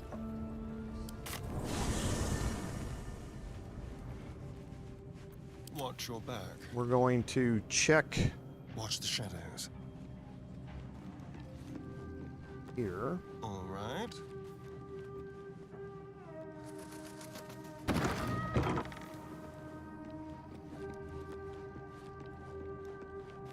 Leave no trace of fairy. Okay, he doesn't have any gold in his inventory, which is good. Can't slow down. I'm gonna go need a talk to quick word. Withers. Thy wheel of fate turns ever to the dark. Dost thou require a new ally? As thou desire. Okay, so all of this stuff is all the same. I did want to look. Okay, so we did take Healing Word this time. That's fine.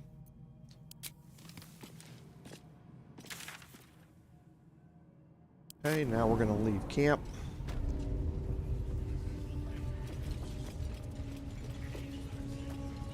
We're going to talk to Roa Moonglow. That the jingle of coin, I hear? You've timed it well, my friend. Already turned quite the profit today, so I'm feeling generous. You recognize the crest she bears, the winged serpent of the Zentarim. Half right, sharp eyes. A Zen is a normal trader. Just a matter of what's for sale. Weapons and other exotic goods, true enough. But most of all, we offer discretion. No judgment, no right and wrong, just good deals and bad. That a problem for you?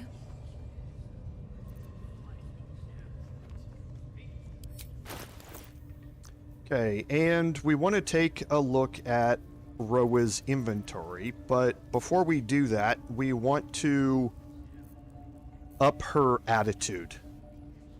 We can do this now or we can do this in Act 2, but either way we're going to end up doing it.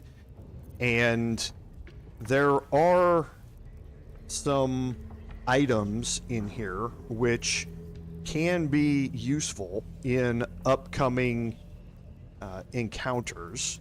You don't necessarily need to be spending enough down here to get everything, but we're going to up her attitude now, and to do that we're going to add in another 35 gold for a total of 400, and now it's up to 100. So now I really wish I would have Pleasure. looted all of that stuff. I may actually have to, because she's going to disappear here in a little bit, and we need to buy these items from her. Okay, so for level 2 it doesn't matter what spell I take.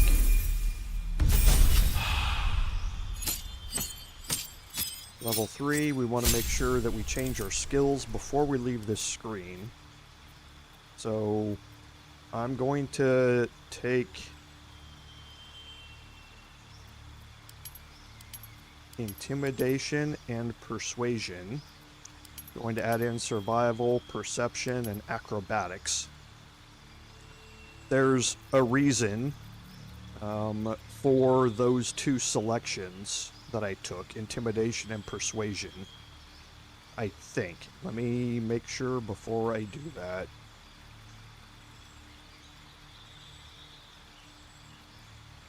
Sorry, let me go look here. Make sure. Yes. So I took Intimidation and Persuasion here as my expertise.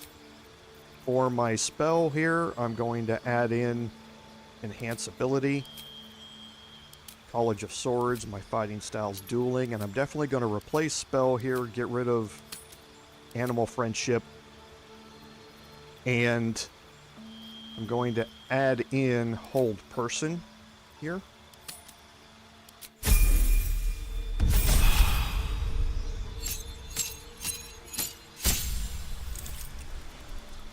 For my feat, I'm going to take actor. Actor is going to up my charisma to 18, and it's going to give me expertise in deception and performance, the other two skills that I did not get to choose an expertise in. Okay. Cantrips doesn't really matter as much. For my last spell here, I'm picking silence, and that's just for now, basically.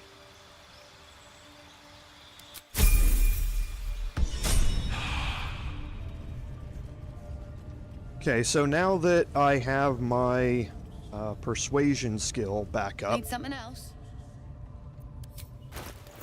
now I'm up to a +8 instead of a +3 like I was, or a +5 like I was previously. So now the prices are as low as they're going to be for the other items. So the Bow of Awareness gives you a +1 bonus to initiative rolls. It's a straight thing that you can pick up, and it helps you in that offhand, or that bow slot you might never use for a caster or something, to help them gain a higher roll in the initiative order. The Gold Wormling Staff is... trying to figure out how to phrase this. If you have somebody who does not have the Firebolt cantrip, it can be nice. However, the other thing about it is that it is a quarterstaff that does 1d4 fire damage, which can be useful for a specific type of build. So if you're well, like I say, for a quarterstaff using melee build, which we're actually going to see some of at level 5 when everybody gets to level 5, this can be useful. The Monster Slayer Glaive gives you 1d4 damage against monstrosity type foes, and we are going to see a few of those type of monsters, so it can be very, very useful for a future encounter that we're going to have. And this, combined with the Feller of Monsters to give you advantage against monstrosity type enemies, can be very, very useful, because then you are able to hit easier and you are able to do additional damage against them. So we want to see how much we can sell off. Again, we haven't been looting everything, so we're not going to have much here.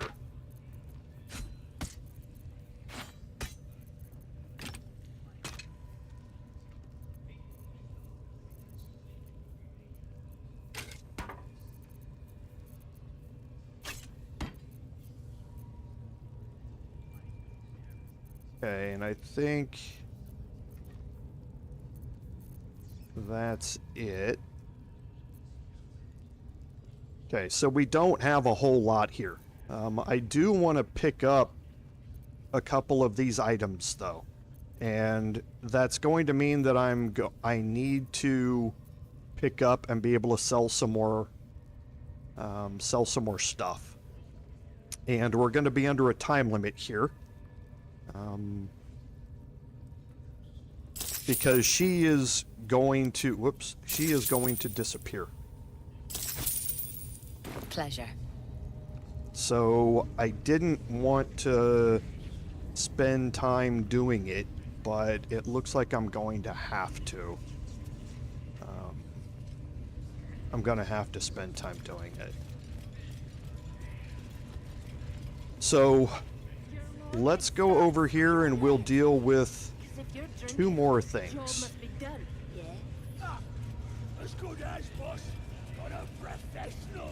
Okay, and the first is here with Abdurak. Now, if you've removed Torturer Spike and everybody from this area. They're going to show up here. All right. So I'm going to split my group, and you can read these books without stealing them.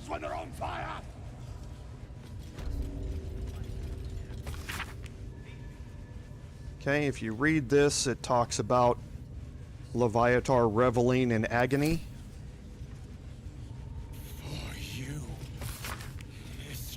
And here, it talks about embracing pain. Basically, she sees your suffering and she loves you for it. Okay. Now, there are a couple of other things here on the table, okay, which we are not going to deal with for now. But the ritual dagger. After a successful attack with this dagger, the wielder receives a 1d4 bonus to attack rolls and saving throws until the end of their next turn. So it's like granting yourself bless whenever you hit somebody with this. And it comes with the blood sacrifice action, where you take 1d4 slashing damage to receive a 1d4 bonus to attack rolls and saving throws. So if you miss, you can do blood sacrifice, or I take that back, you do it the opposite way. Your first turn before you've hit, if it's hard to hit, you can take blood sacrifice and take 1d4 slashing damage and gain bless, which makes it easier to hit, and then if you hit, you continue having bless. Okay? So it is a fairly decent dagger, especially against targets that you're going to have a tough time hitting. You also have the ritual axe. Chance to inflict upon the target a 1d4 penalty to attack rolls and saving throws. So when it hits, you have the chance to basically cast Bane on the target. If the attacker still has 50% or more hit points, they take 1d6 piercing damage themselves. So in other words, if I still have more than 50% of my hit points, I'm going to take 1d6 piercing damage. And you're going to find this is a trade-off amongst the ritual weapons here, in that they are all going to have a way to cause you damage in exchange for causing damage to others. However, you can help mitigate this damage by things like Blade Ward, or items which give you resistance to piercing or slashing damage, or that sort of stuff. So you can mitigate some of this damage that you're getting to be able to gain some of the additional boons here. Now, you can pick those up, and I probably should have done this before I rescued Liam here, because you can go into hiding and pick these up and take them. We're going to talk to Abdurak, but before we do that,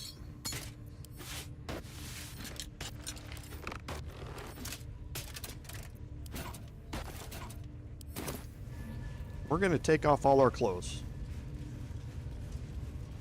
And before I do that, what's he doing? It's just the same thing. Turn over.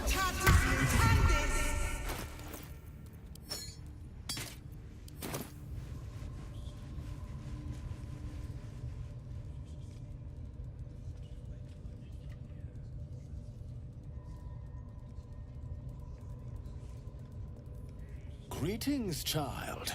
I've met few aside from goblins here.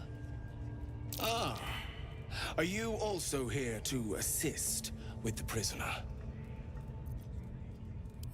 I was invited to teach them some of my techniques.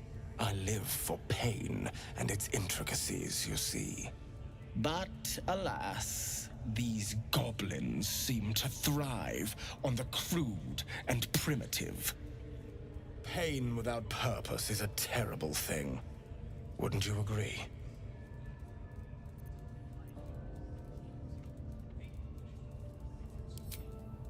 Forgive me, but that look in your eyes, something terrible has happened to you. These are all Dark Urge options. Do not be ashamed, child. What I see in your eyes, in your soul, is only natural. We've all suffered in these dark times. It is little wonder you bear scars of pain and anguish. Please, let me alleviate this pain. As the Maiden of Pain, the goddess Loviatar teaches us, through penance, administered by my skilled hand. My work can grant peace and serenity, the likes of which few experience. It will be worth it. I promise. This man is of common stock. Only the poorest of men need settle for the spectacle of their own gore. Okay, so here, after you've read the books, you're going to open up a new dialogue option here. My, an eager student indeed. Those are advanced devotions. The mistress would approve. Indicate which instrument calls to you, and let us put it to work. Okay, so I'll have what you're having is he's going to be using the weapon he's currently holding, which is a mace. We're going to learn more about that here in a little bit. However, we also saw that there was a dagger and a hand axe on the table.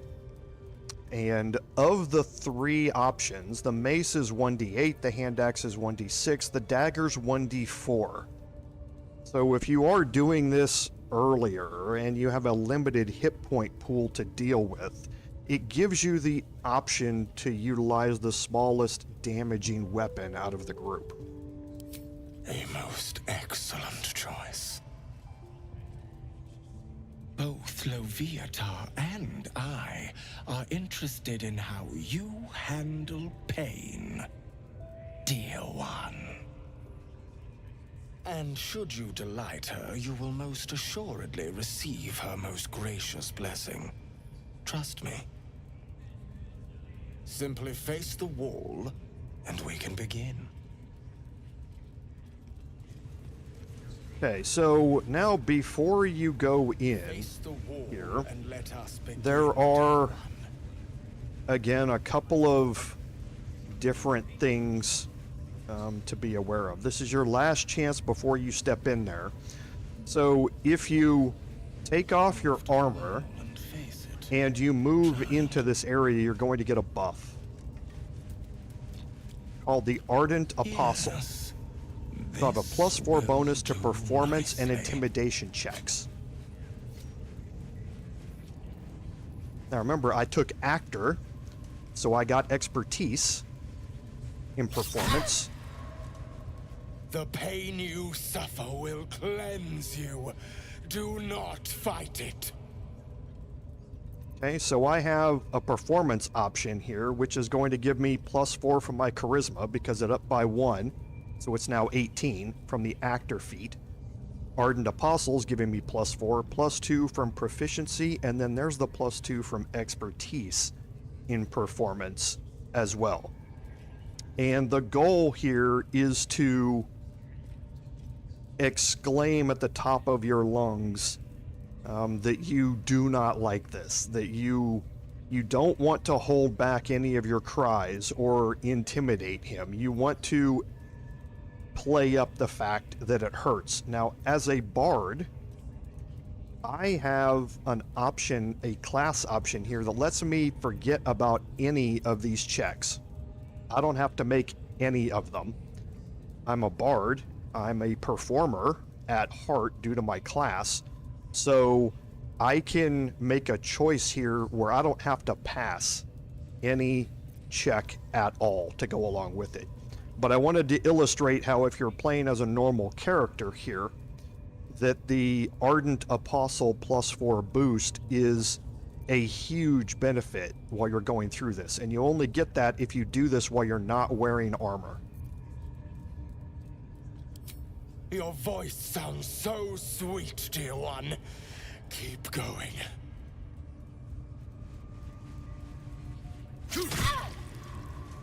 Pain is proof that we live. Revel in it. That's it, dear one! Let Leviathan hear you!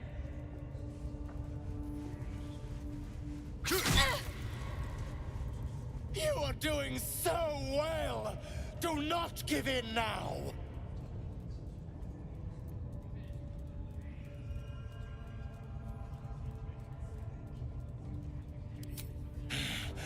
Let the sting of flesh wash away your pain.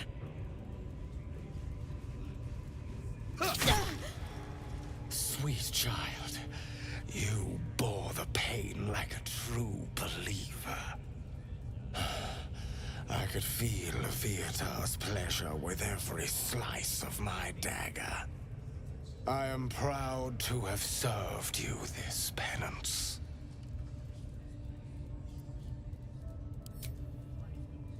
Oh, as did I, dear one.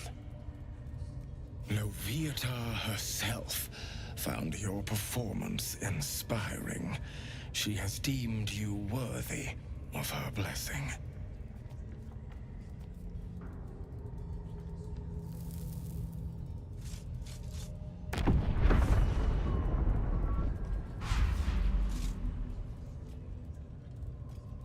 And on a personal note, thank you.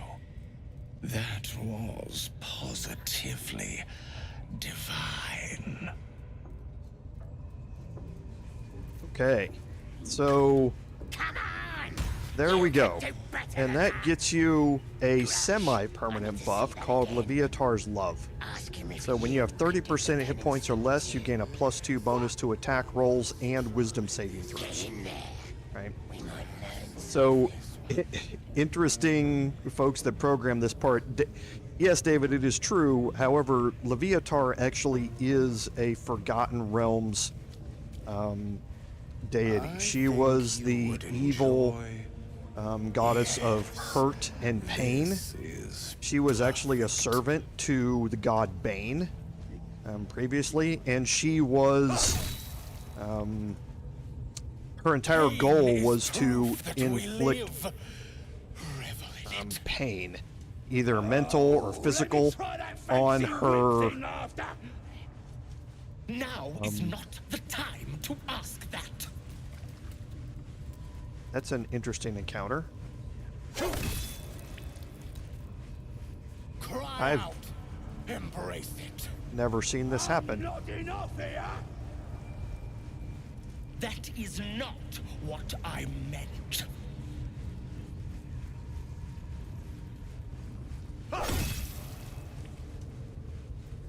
The pain you suffer will cleanse you. This is interesting. Do not fight it. And yes, Philip, any of your party members can get it, but you can't get it again. Just keep quiet.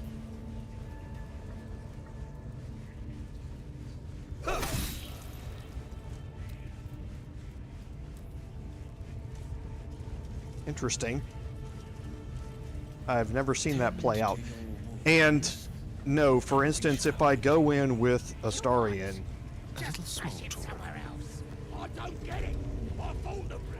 a most invigorating session, but even as the soul sings, the flesh fades. So it is with the lady's embrace. Excuse me.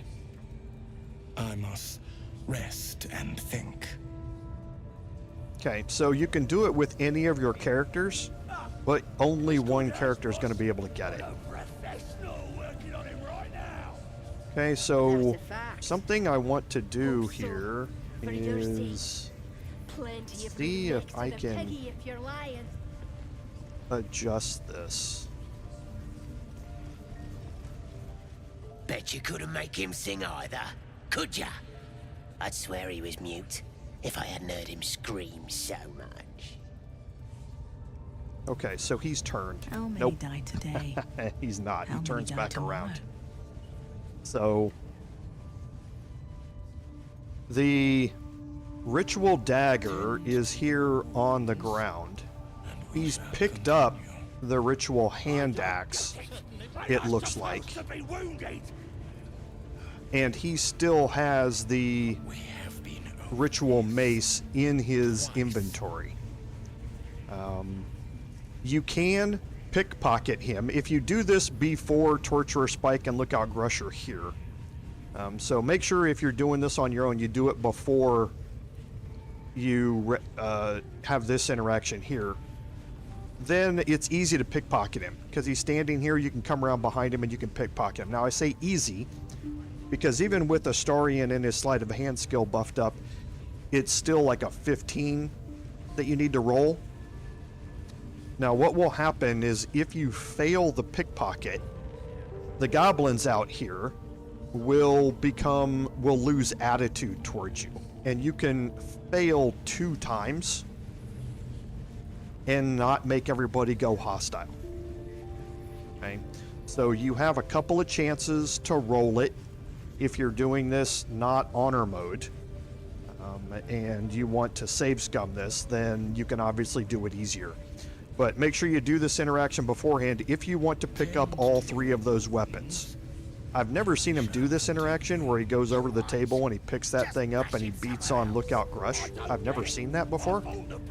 Normally, the ritual dagger is sitting on the table with the ritual axe after you're done. And you can go pick them both up, and then while you're in sneak mode, and then you can steal the ritual mace from Abdurak. Now the mace is not really any better in that it does 1d6 necrotic damage, which is nice, but it also does necrotic damage back to you whenever you use it. So you need to be resistant to it in some way.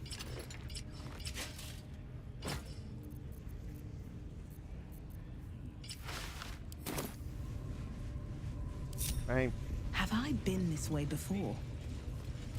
So I'm going to leave the ritual dagger on the ground. It's really the one that I find to be the most useful out of all of them, and since it's laying here on the ground, I'm going to come back and get it later. I'm going to talk to Gribbo. Don't go bothering my pigeon. He's mine.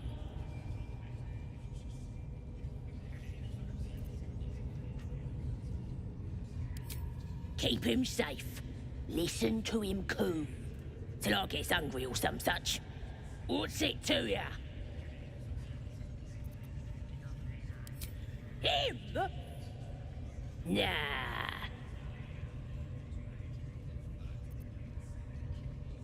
Then catch one on your own. The mark glows, but you feel nothing in response. Your illithid power is beyond reach until you rest.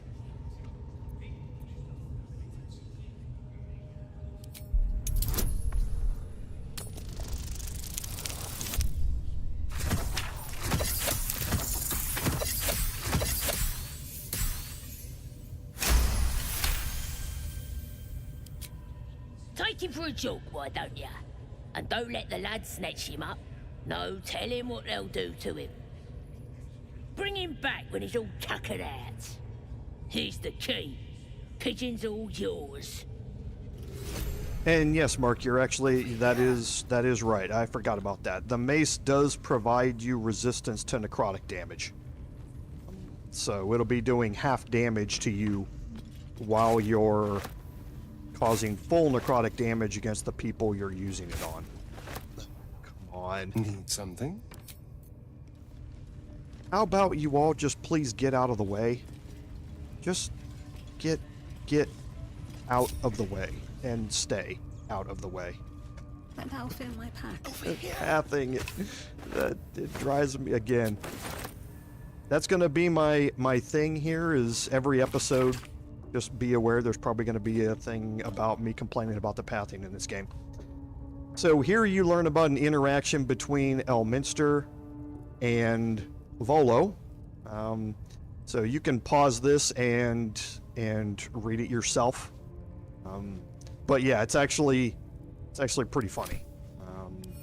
Volo has been around the world, so to speak, and seen a lot of things. And Volo is actually a real character in the Forgotten Realms lore. So seeing him make an appearance in the game was a really cool thing for all of us who are familiar with tabletop and that sort of stuff. So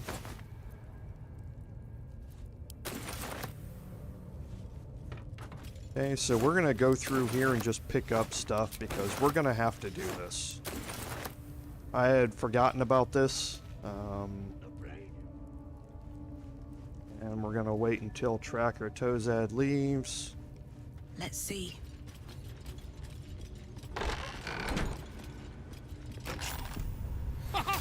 Look at this! I'm quite saved! A joy to see a familiar face in such a precarious setting. I guarantee the story of your daring rescue of my person will live on for eons. I intend to do just that.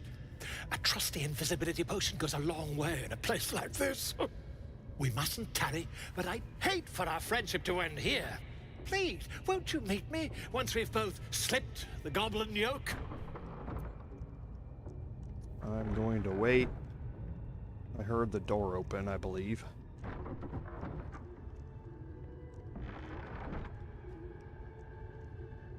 I don't think it matters. Soon, my friend. Soon we can share a flagon of something liquid and a tale of daring do. I'll slip away when the coast is clear. See you soon, my friend. I simply can't wait to pick your brain.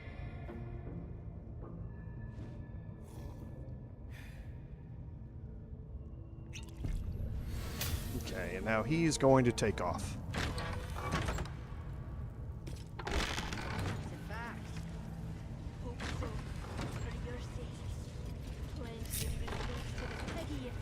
Okay. And now there are a couple of other things that we can do to get prepared, so to speak, for what's going to happen. And I think this probably makes the most sense out of this. I'm trying to get you all a full episode while at the same time knowing that I need to go loot a bunch of stuff and sell it to Roa over here. And I don't want to waste time doing that. So I think what I'm going to do here is skip into the other preparatory work. So I still have good action economy. So I am going to go into the basement here. And I am going to rescue Halsin. But I'm going to tell Halsin to stay in the basement when I do it. Okay, because I do not want him coming out of the basement. Now, I've not done it this way in my play testing, so I hope. I don't know if I rescue Halsin and leave him in the basement. If I take a long rest, what's going to happen? Because I'm going to want to take a long rest before I go into the actual encounters back here. So I'm trying not to mess this playthrough up here, but then I'm trying to balance it with you guys seeing a bunch of boring content of me walking around looting a bunch of stuff to sell it to Roa. So let me think how we're gonna do this. So I think what we'll do is we'll go upstairs here first. Let's go have the interaction with Sazza. We can do that.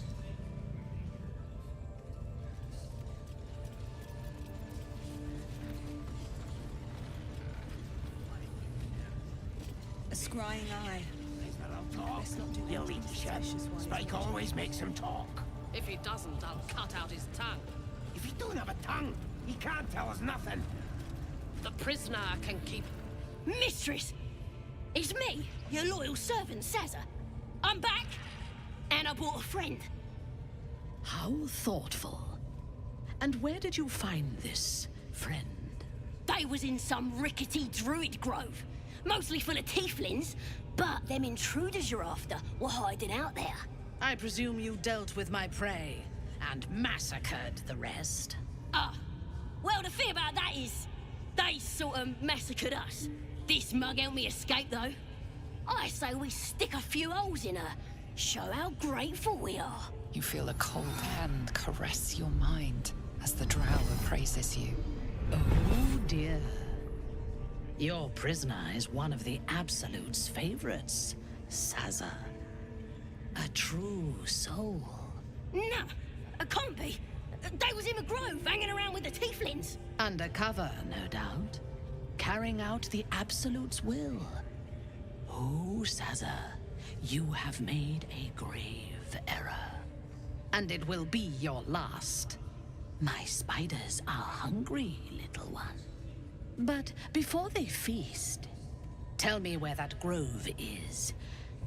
And I may yet spare your life. It's past the bridge, to the east. Big old gate covered in ivy.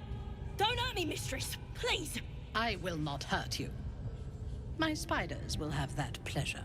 No, I mucked up, I'm sorry. But I didn't know who they was. They didn't tell me nothing.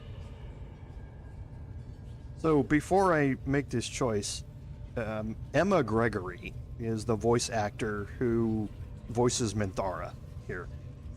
And this, when she looks at Sazza and goes, "Oh, Sazza," it gets me every time when she says that in that encounter. It's such a great emphasis that she places on the context behind saying that. It's so great to hear. The voice acting in this game, like I say, there's reason it won the awards that it did for the voice actors. So, but yeah, Emma Gregory's performance as Minthara is great. So to do this in a good playthrough, so to speak, you need to pick some specific options here. And the first is she's telling the truth. If you want to have the opportunity to even get the achievement for Sazza, then you need to rescue her here. And this is the option you need to do it. I told ya, I was trying to follow orders best I could. Silence, wretch. And remember, you owe your miserable life to this one. I won't cause any more trouble. I swears it. Through sheer luck, that pathetic worm has brought me the information I need. And it seems that the inhabitants of the Grove trust you. We can use that against them. You have a part to play in this slaughter. Return to the Grove. When my raiding party approaches, throw open the gate and signal me. The fate of the Grove's inhabitants hangs in the balance. Killing the drow here would spare them, but it might be better to face her warband at the Grove itself, on familiar ground. On the other hand, participating in the slaughter as she asks may be the perfect way to earn her trust and access to the cult's inner circle. Okay, so we saw this play out the evil way. When you pick "I'll get it done," then Minthara will leave. She will walk toward the front entrance, and she will gather up the goblins and head toward the camp. When you get there, you will be able to betray her and have a fight where you have more reinforcements. If you want to recruit Minthara, you can certainly do that.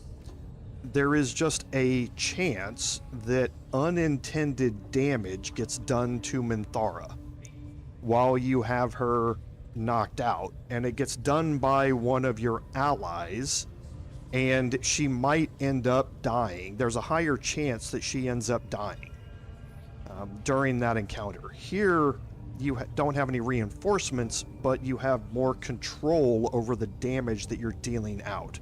So I tend to do it here, but both of them are viable ways of doing it if you want to try and recruit Minthara.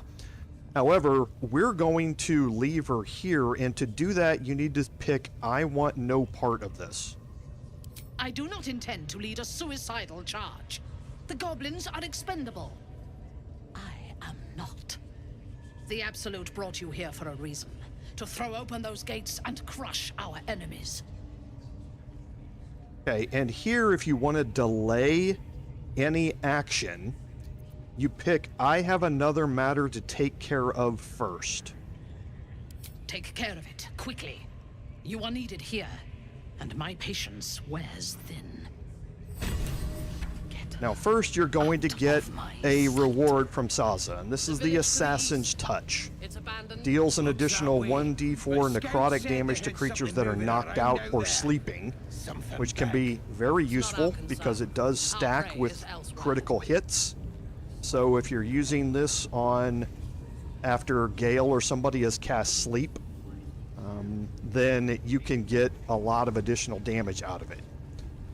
But you see now, Minthara and Razak are still sitting here in this room. They have not headed toward the front to collect the raiding party. So now everything is just like it would be if you'd never talked to them. Okay. And this is how I want to approach this, because we're going to prep this room for a fight with those two. And we want to prep it in a way that doesn't trigger this encounter at all, because if it does, we're going to have a problem. Okay?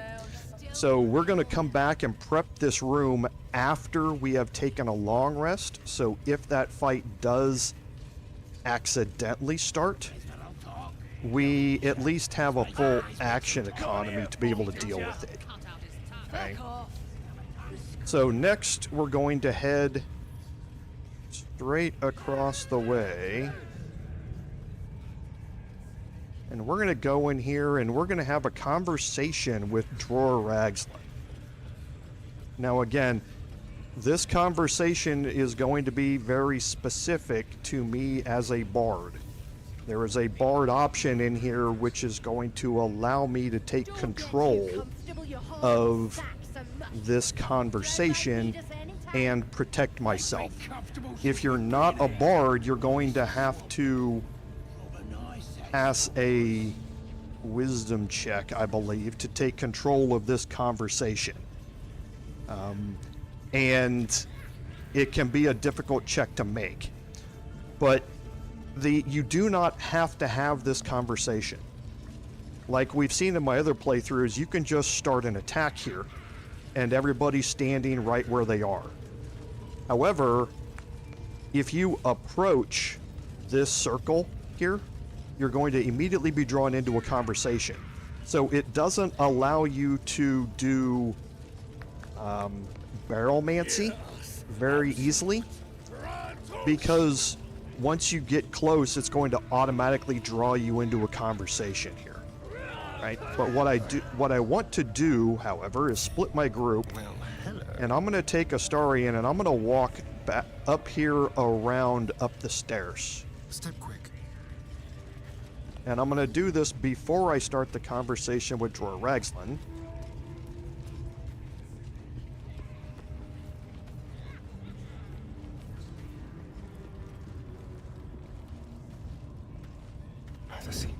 And that's because there are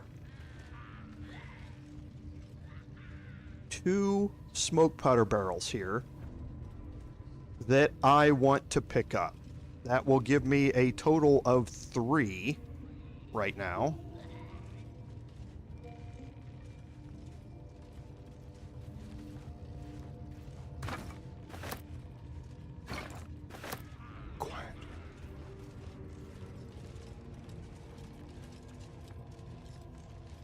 And the reason you do it before you get into the conversation is because of Narvas and Kagrin.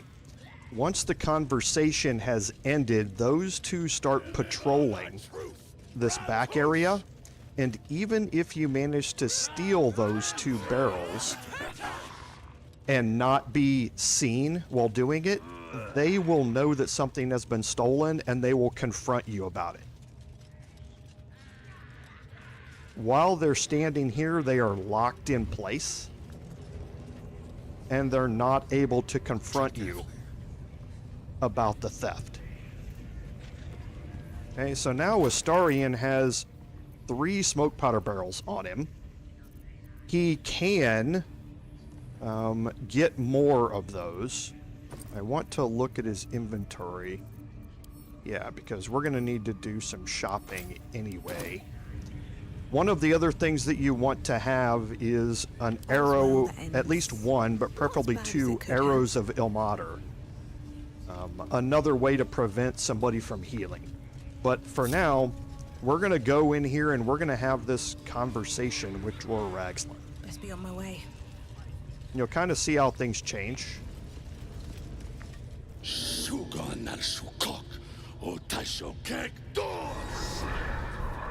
I command you, corpse. Speak. Reveal truth to the absolute. Nothing. Must be reading it wrong. Suga no Sukuk. The hobgoblin turns to you, and the parasite squirms in your skull. You taste the ale on his tongue, and the bile in his soul. The visions cloud your inner eye for a brief moment once again. You see the hobgoblin bowing before the armored elf you'd glimpsed before. The elf speaks of the hunt for a great weapon, and the rewards that will go to whoever finds it. The hobgoblin's eyes gleam hungrily. If it isn't another true soul. He doesn't speak his next words, yet they still rattle your skull from within. You ever talk to a dead squid? Now's your chance. Okay, and here you can study the corpse. This mind flayer's build is smaller, its garb plainer. A fearsome creature even in death, but not the one that tormented you. Yet it too roamed the Nautiloid. It would have seen you, known you. Absolute says the dead squiddy had a weapon. I reckon the killer nabbed it and scooted off to that looter camp. We find who killed it, and we find who took that weapon. So settle in. You suddenly feel a strange anxiety take hold. Not your own, but that of the artifact you carry. Somehow, it's afraid. The artifact does not want to part from you. It does not want to fall into the Absolute's clutches. Okay, so here I have a bard option. And I'm going to do this because this allows me to take control of the conversation. If you let the ceremony proceed, then you're going to have to make a check during the conversation to keep him from finding out that you are the ones that killed the mind flayers on the Nautiloid and possessed the artifact. And then if you fail that check, everyone in the room becomes hostile. Okay? So here, I'm going to take control of the conversation this way.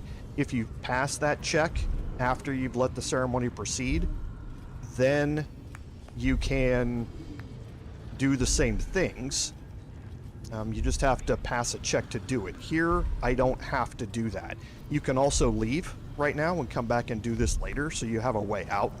Or you can just leave and start the combat from afar like I normally do. Then take it. Absolute knows I'm not getting anywhere. You read aloud the words on the scroll. And other spellcaster classes are probably going to be able to do the same The hideous option. corpse rises, tentacles writhing. Okay, so we're going to start off with this one here. The creature responds, not in words, but memories. You see a clawed hand open a holding pod, devoid of flesh, only darkness. Damn it. I saw it too, and it tells me nothing. Okay, this is the second one I'm going to pick. I'm not going to pick the ones that might be suspicious. Who is the absolute? If I'm a true soul, I should know who that is.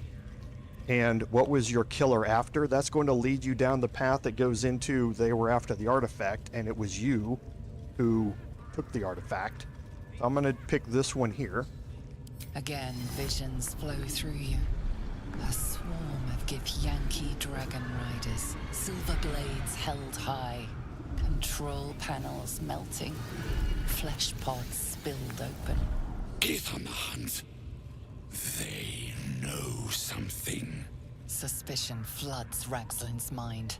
Your brain howls as you consider your final question. Okay, and again, he's letting you know that he's getting a little suspicious here. So picking who's the absolute is going to turn them hostile, just like Attack the Goblin will. But our last option, our last choice here, opened up this dialogue option. You see dark tunnels lit by noxious pools of brine. The darkness spreads through the earth. The sky splits open and nautiloids pour out of a void that consumes the stars. What in the... The corpse collapses, silent once more. No! We're not done! Riddles, all of it, and nothing to show for the trouble but rotting squid meat.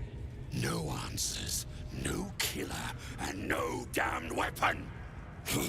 That damned Drow was right. Can't let her get all the glory. Seems I ain't done with you. Report to the Drow. Minthara's the name. She's mounting an attack on that blasted grove. Tell her you'll join her.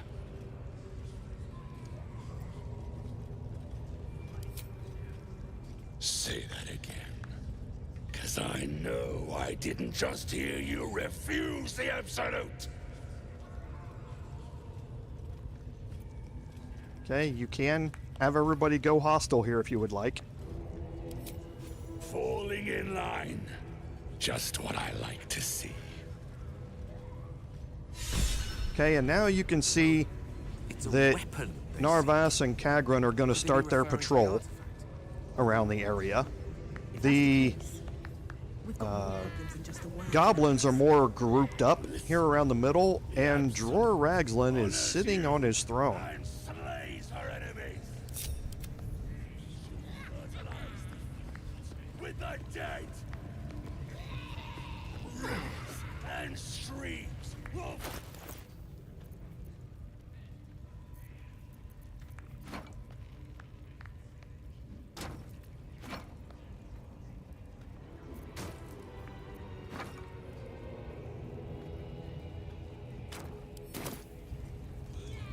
And that will allow you now to place items around him.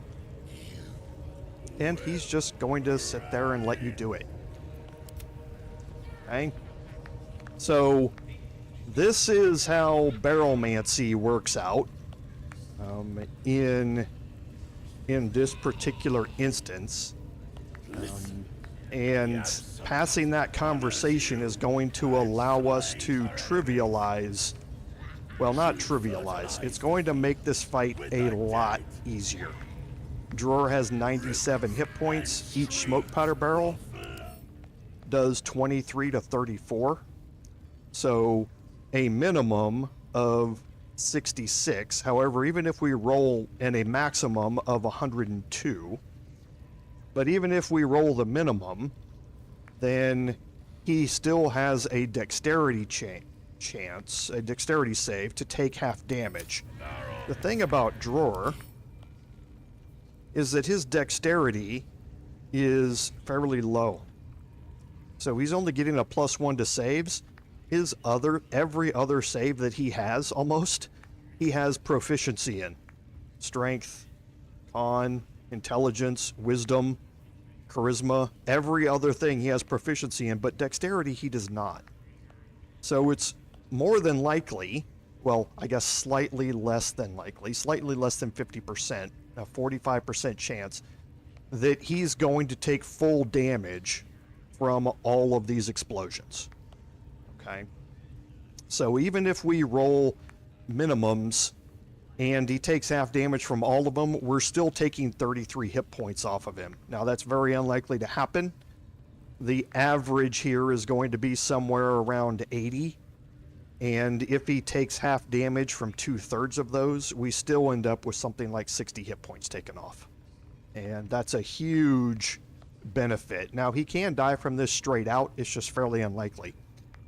Now, as was mentioned by Lord Henry, Larian buffed up some of the enemies and added legendary actions to them, even after Honor Mode had been introduced when they did patch 6, I believe. And they gave Dror a legendary action. This is Devoted Galvanism.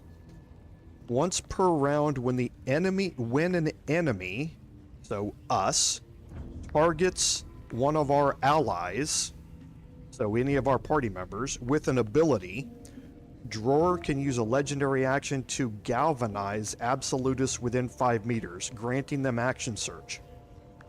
So if we use an ability on one of our allies, so if we use shield, or we use portent dies, or we cast heal on them, or something like that, Dror will use a reaction to cast this galvanize, this devoted galvanism, and every goblin or ally within 5 meters of him is going to gain action surge. So they're going to have 2 actions.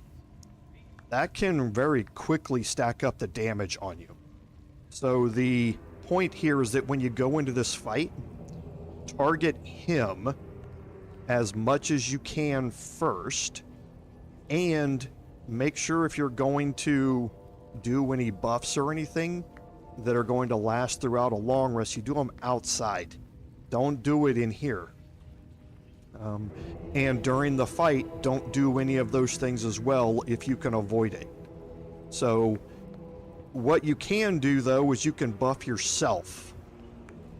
And you just cannot buff an ally while you're in here. So if you want to drink healing potions and that sort of stuff, that's perfectly fine.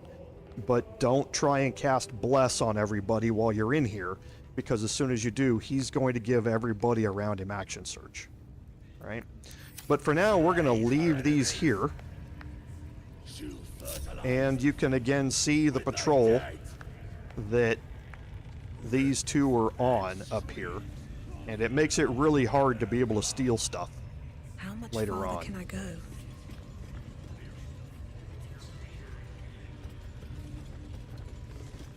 Okay, so now there are a couple of other things that we want to look at here. And I think I know what I'm going to be doing here. So we're going to be doing all of this prep and exploration work now. And then at the start of next week's episode, we will immediately move into dealing with Minthara, or Priestess Gut, and then Minthara, and then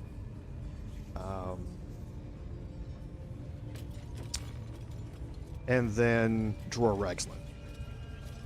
So up here on top, you have a gilded chest. Okay, a couple of spells. Sleep is very, very nice here, dealing with goblins. So being able to have a scroll to cast it is nice. It looks like there are detection cones up here. There are not.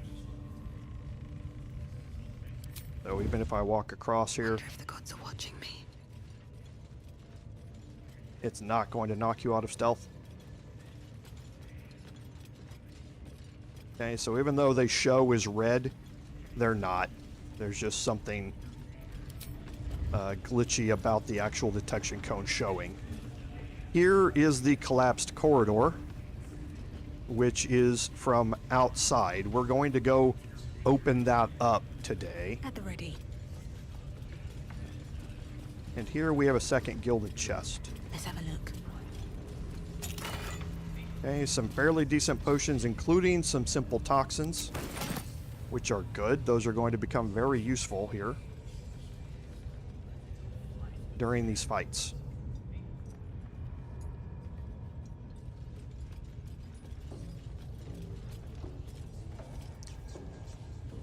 Okay, now Astarion has an elixir of hill giant strength.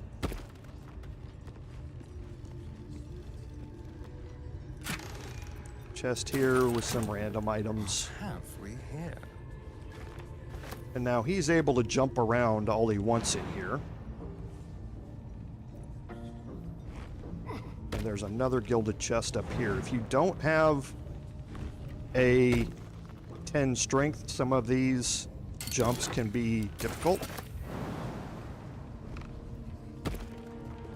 And here's True Soul Gut down here. Go.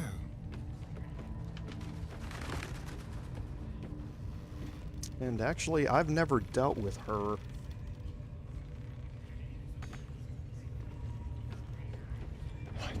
Do these detection cones work? They do. Moving.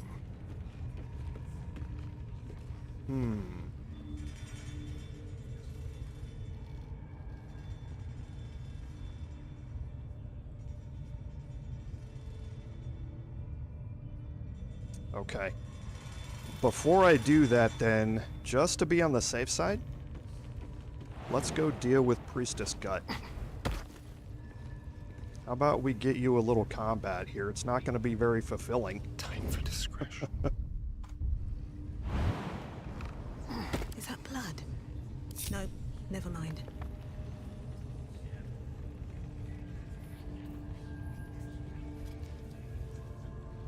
They should all be running.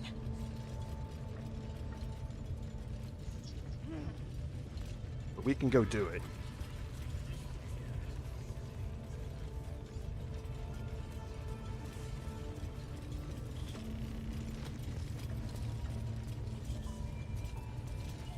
Okay.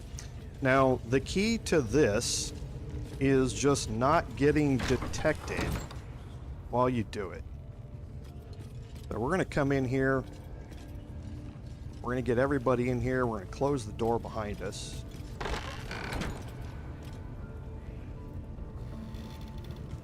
Charmed, I'm sure. Quite.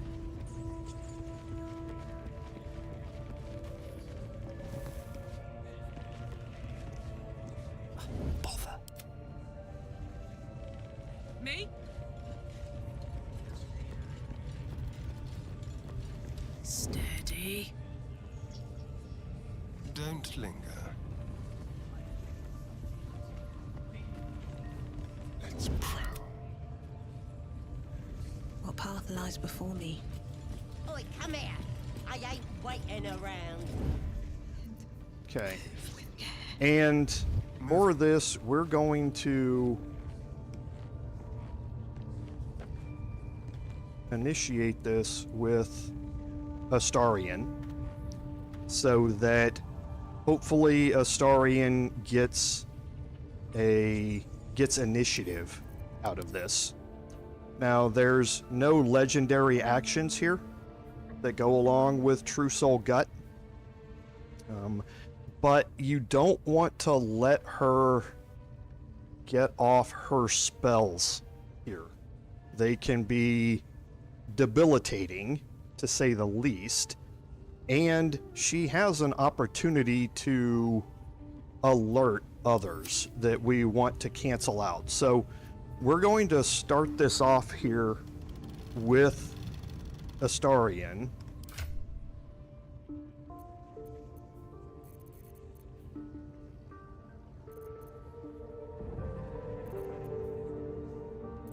I don't know why I have that on him.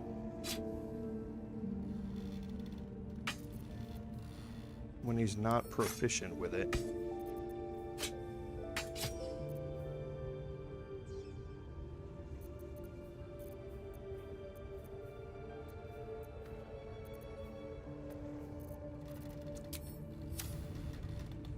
Okay, so we're gonna put him into hiding.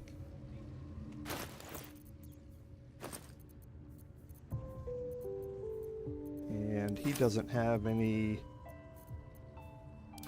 great potions.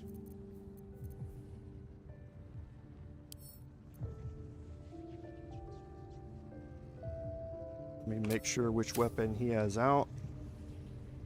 So he has these out.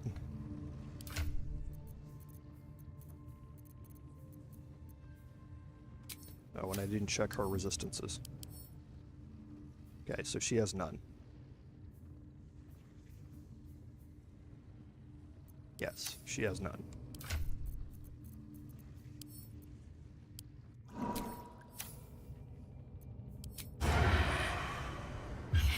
Your violence hasn't gone unnoticed.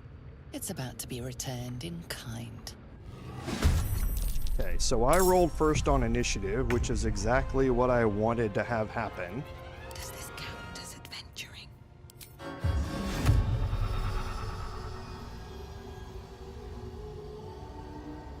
What do we have here? Let's bring everybody else into combat first. What is she at? 28? So let's deal Karlach's damage first. I'm nothing.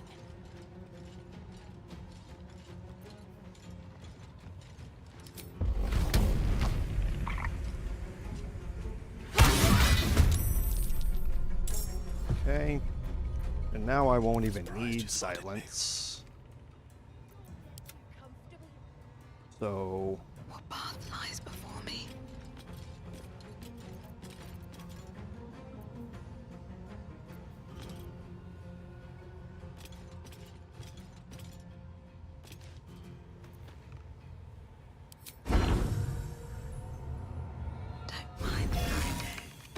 Another parasite. Perfect, didn't even need it. It might be useful. So, once she drops below 24 hit points, then sleep becomes an option from Gale. And she can't save against it. It'll just put her to sleep. And you can deal with her that way. Otherwise, if I'm not able to kill her on that first turn, then I will cast Silence on top of her. And then everybody's grouped around her, so if she tries to move out of silence, she will invoke attacks of opportunity. And hopefully those will end up killing her before she can get out of the silence. Okay, so here we've got a Mind Flayer Parasite, which is great. We have the Absolute's Talisman, so anybody's brand is going to have advantage on death saving throws. And the Absolute's Warboard, so if anybody's brand is going to gain a +1 bonus to saving throws. And you can cast Heroism once per long rest, which means that you're immune to being frightened, and you gain 5 temporary hit points. This can be useful because of a smite that can be done to you, which can frighten you. So this would make whoever has this cast on them immune to the effects of that. And there's a Potion of Sleep. This is part of the conversational aspect of this. If you have a conversation with her, she will offer you the Potion of Sleep and not tell you what it is. If you fail the check to determine what it is, and you fail the saving throw against it, then she will put you to sleep and you'll wake up in prison downstairs. You have a couple of different options to escape from that prison, but if you do not escape from the prison, then you will be rescued by Corilla. You won't know who Corilla is, but that is the first opportunity you will have to interact with you. She will sneak up behind Priestess Gut and slit her throat right in front of you, and then she will release you from prison.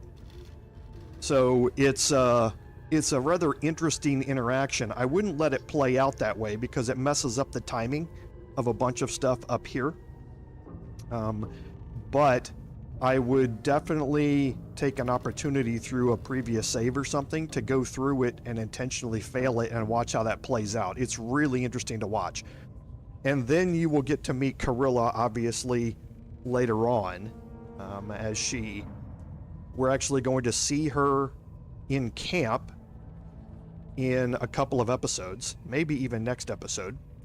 And then you obviously see her again briefly in Act 2, and then permanently in Act 3 when you learn who she is. So there's also a note here, which lets you know that Halsin is down in the pens. So you can go rescue him.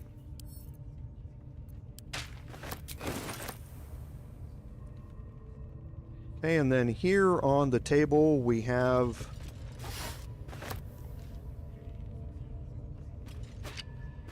some things that we can pick up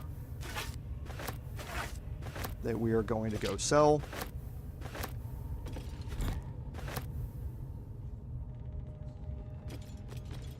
Okay. Breathe deep and move. And we can group everybody back up. Might be useful. Now there are still detection cones possible across this side. Yeah, you can see them come in and out. So be careful where you're walking and where you're standing while you're doing some of this, because all of this is marked steel.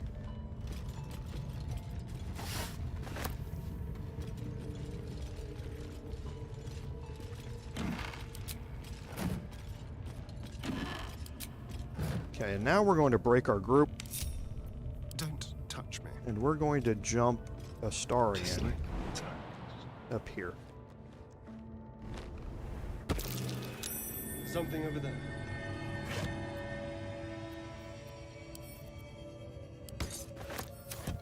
Now this burrow hole leads you outside, so it's another way in here if you are wild-shaped or gaseous formed.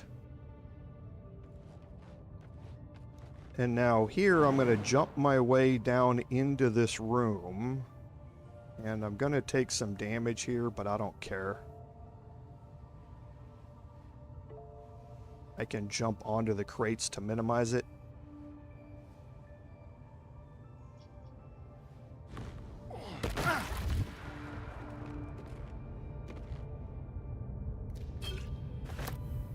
Now I can loot this room. I was hoping for an arrow of Ilmater in there. I want to be hidden while I'm doing this.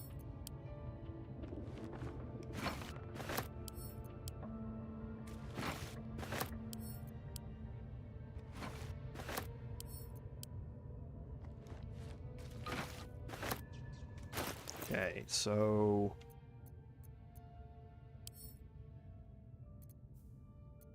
I'm going to keep the smoke powder barrel.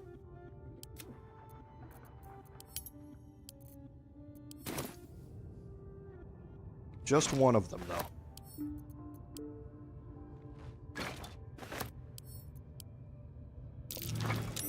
That might be worth a look.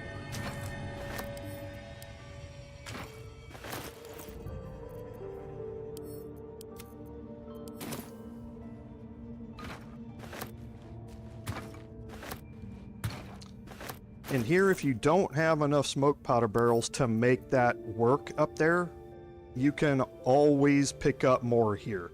So I'm going to leave one in my inventory. I'm going to take 2 more out of here. The rest I'm sending off to camp.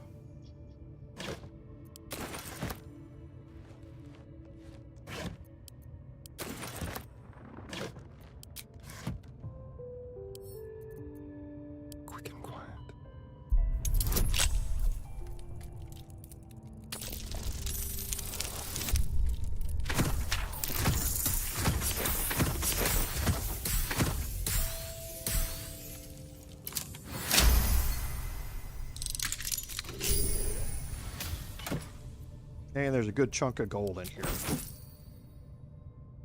So now I can jump back up here. And again, the only reason I'm able to jump back up here is because he's got the Elixir of Hill Giant Strength right now.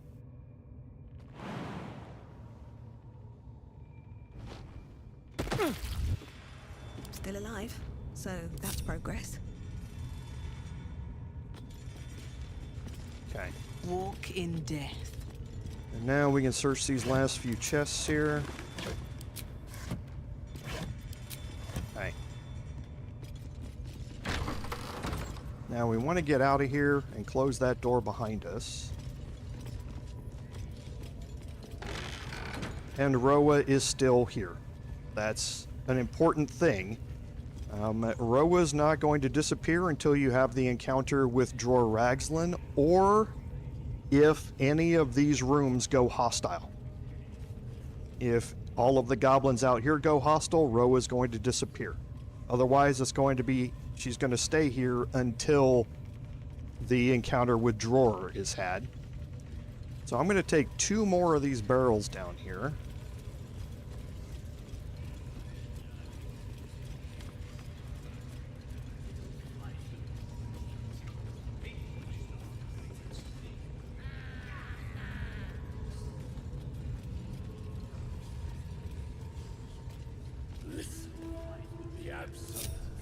Careful, I bite. Let's move.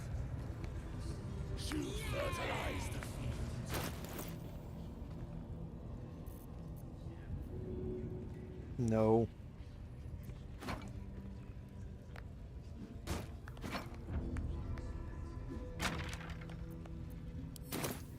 Okay. And they'll know she is absolute.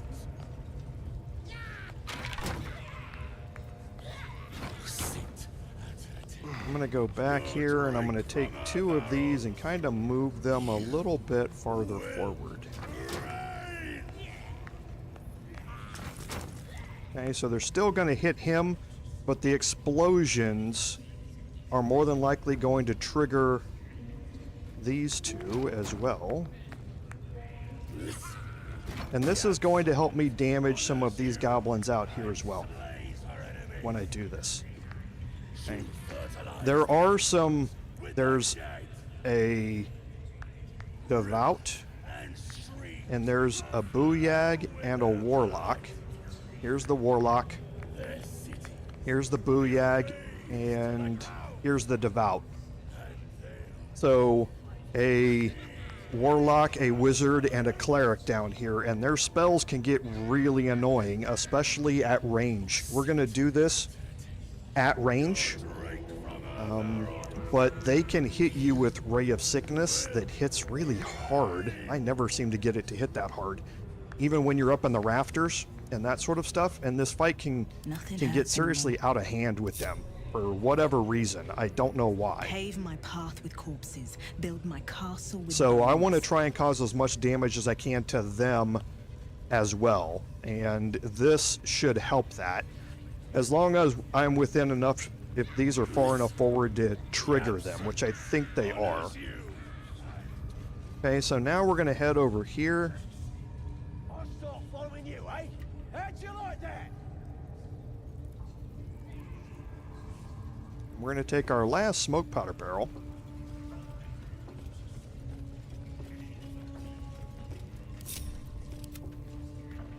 Go. Yeah, they get really, really ugly sometimes. Something big. It's not our concern. Our prey is elsewhere. Okay, and I'm going to drop 1 smoke powder barrel there. That should be enough to, if not outright kill, seriously damage Rozak, but it's not going to be enough to kill Knight and Warden Minthara. It is going to be enough to remove some of her hit points. How many raiders Now, do we have? as a paladin, the issue with her is that she has greater lay on hands. And her greater lay on hands works better than any lay on hands I have ever seen in my life. She can heal 24 hit points her round for the first 2 rounds. She has 2 charges of it. And if she's damaged, that's what she will do. So you can hit her on your first round Nova attack, basically. Take off 40 of her hit points, and then she will immediately heal back up. And it makes it much more difficult to have the encounter when she's just healing 2/3 of her hit points. So this gives me an opportunity to cause some damage up front over and above my initial Nova Strike that can then maybe get us out of her healing range. So she's not able to heal all the way up. She's maybe only able to heal to 60% or something like that, and make it easier for us to take her down to get her with non-lethal attacks. Remember, you do not have to do the entire encounter with non-lethal attacks turned on.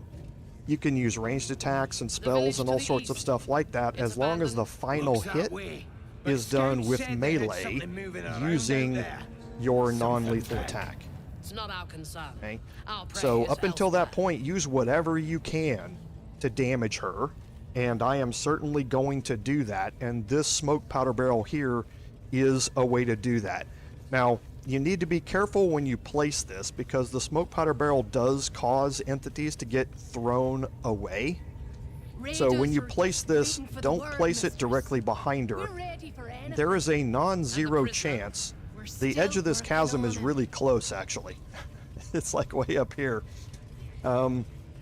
So I have not seen it personally. I have seen somebody else do it, where they placed a smoke powder barrel. I think they actually placed 2 back here, and it was able to knock her into the chasm. I don't think that's going to happen here. I think you actually have to place one, and then you actually have to place another one, so that you do the first hit and it knocks her this way, and then you do the second one and it knocks her even farther. But again, I don't want to play around with it. I'm going to place it so that if it does knock her anywhere, it knocks her into the wall or something like that. How many raiders do we have? Plenty of Yeah, something like that. loads of hunters, So and she a few can't possibly pariahs get to knocked carry into the powder chasm. kegs. Okay. So here's what we're going to do. This room is going to be the first room that we fight in. Well, the second room, if you count Priestess Gut. This room is going to be the first room we fight in. And we need to prep this room to make this easier for us, because one, the scrying eye will turn the entire compound hostile. We do not want that to happen. Okay? We want this room to be prepared so that our fight with Minthara is easier, and we don't have people running in here from other rooms joining this fight. There is a specific way to do that, and that way to do it deals with Karlach specifically, or any Berserker Barbarian.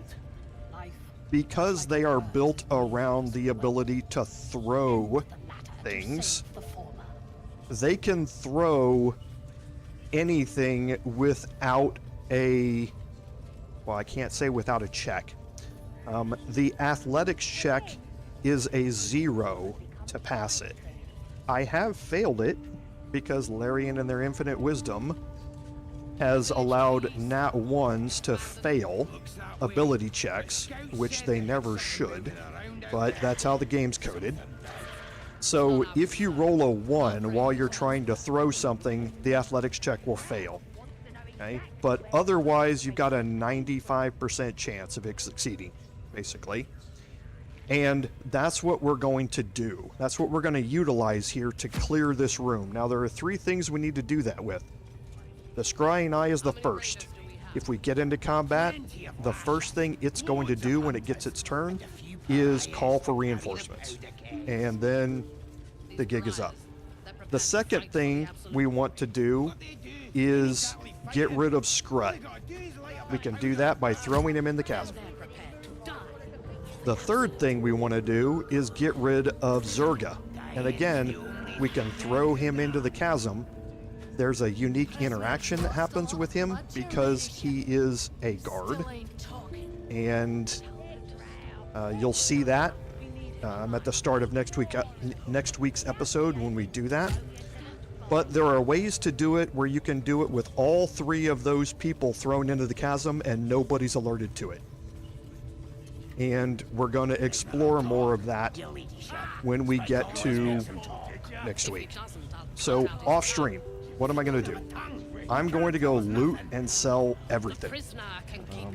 I need to get my gold up so that I can buy those items from Roa.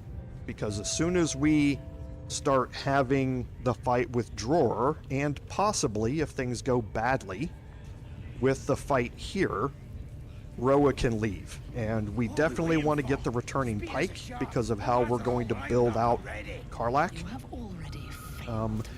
But we want to be able to buy those items, and I simply don't have the gold to do it right now. I have 755, and that's not enough for me to pick up the items that I want to get from her. So I'm going to go off stream, pick up a bunch of stuff, and sell it. And then I'm going to take a long rest because everything is now prepped in here for me to do this. There's nothing else that I absolutely have to do before that time has happened. And then I'm not worried about any of this either. We can rescue Halsin at the end when we have less chance of a mistake causing this entire place to go hostile. Because again, if the children, numbers 1 and 3, escape from the warg pens, they will alert this place. And again, things will go badly. So if there's no one left around to be alerted by it, then that just makes it one less source of a possible mistake. So we're not going to do that now. We are going to do some stuff off stream, and when we come back, we will be fully rested, everybody ready to go, and we will start dealing with Minthara, and you will see how we recruit Minthara, or prepare to recruit Minthara to our cause. So, again, as always, thank you all very much for being here. The interactions in chat are great. I love all of the comments that y'all give. I'm still not, even after 1,000 hours of playing this, I am certainly not an expert in every aspect of this game. And hearing all the helpful hints from all of you and being able to answer your questions is always great. Because, as I've always said, without all of you here, none of this would be possible without your support. So, as always, this is Commander Dror saying, until next time, fare thee well. To save the former. Raiders are just waiting for the word, mistress. We're ready for anything.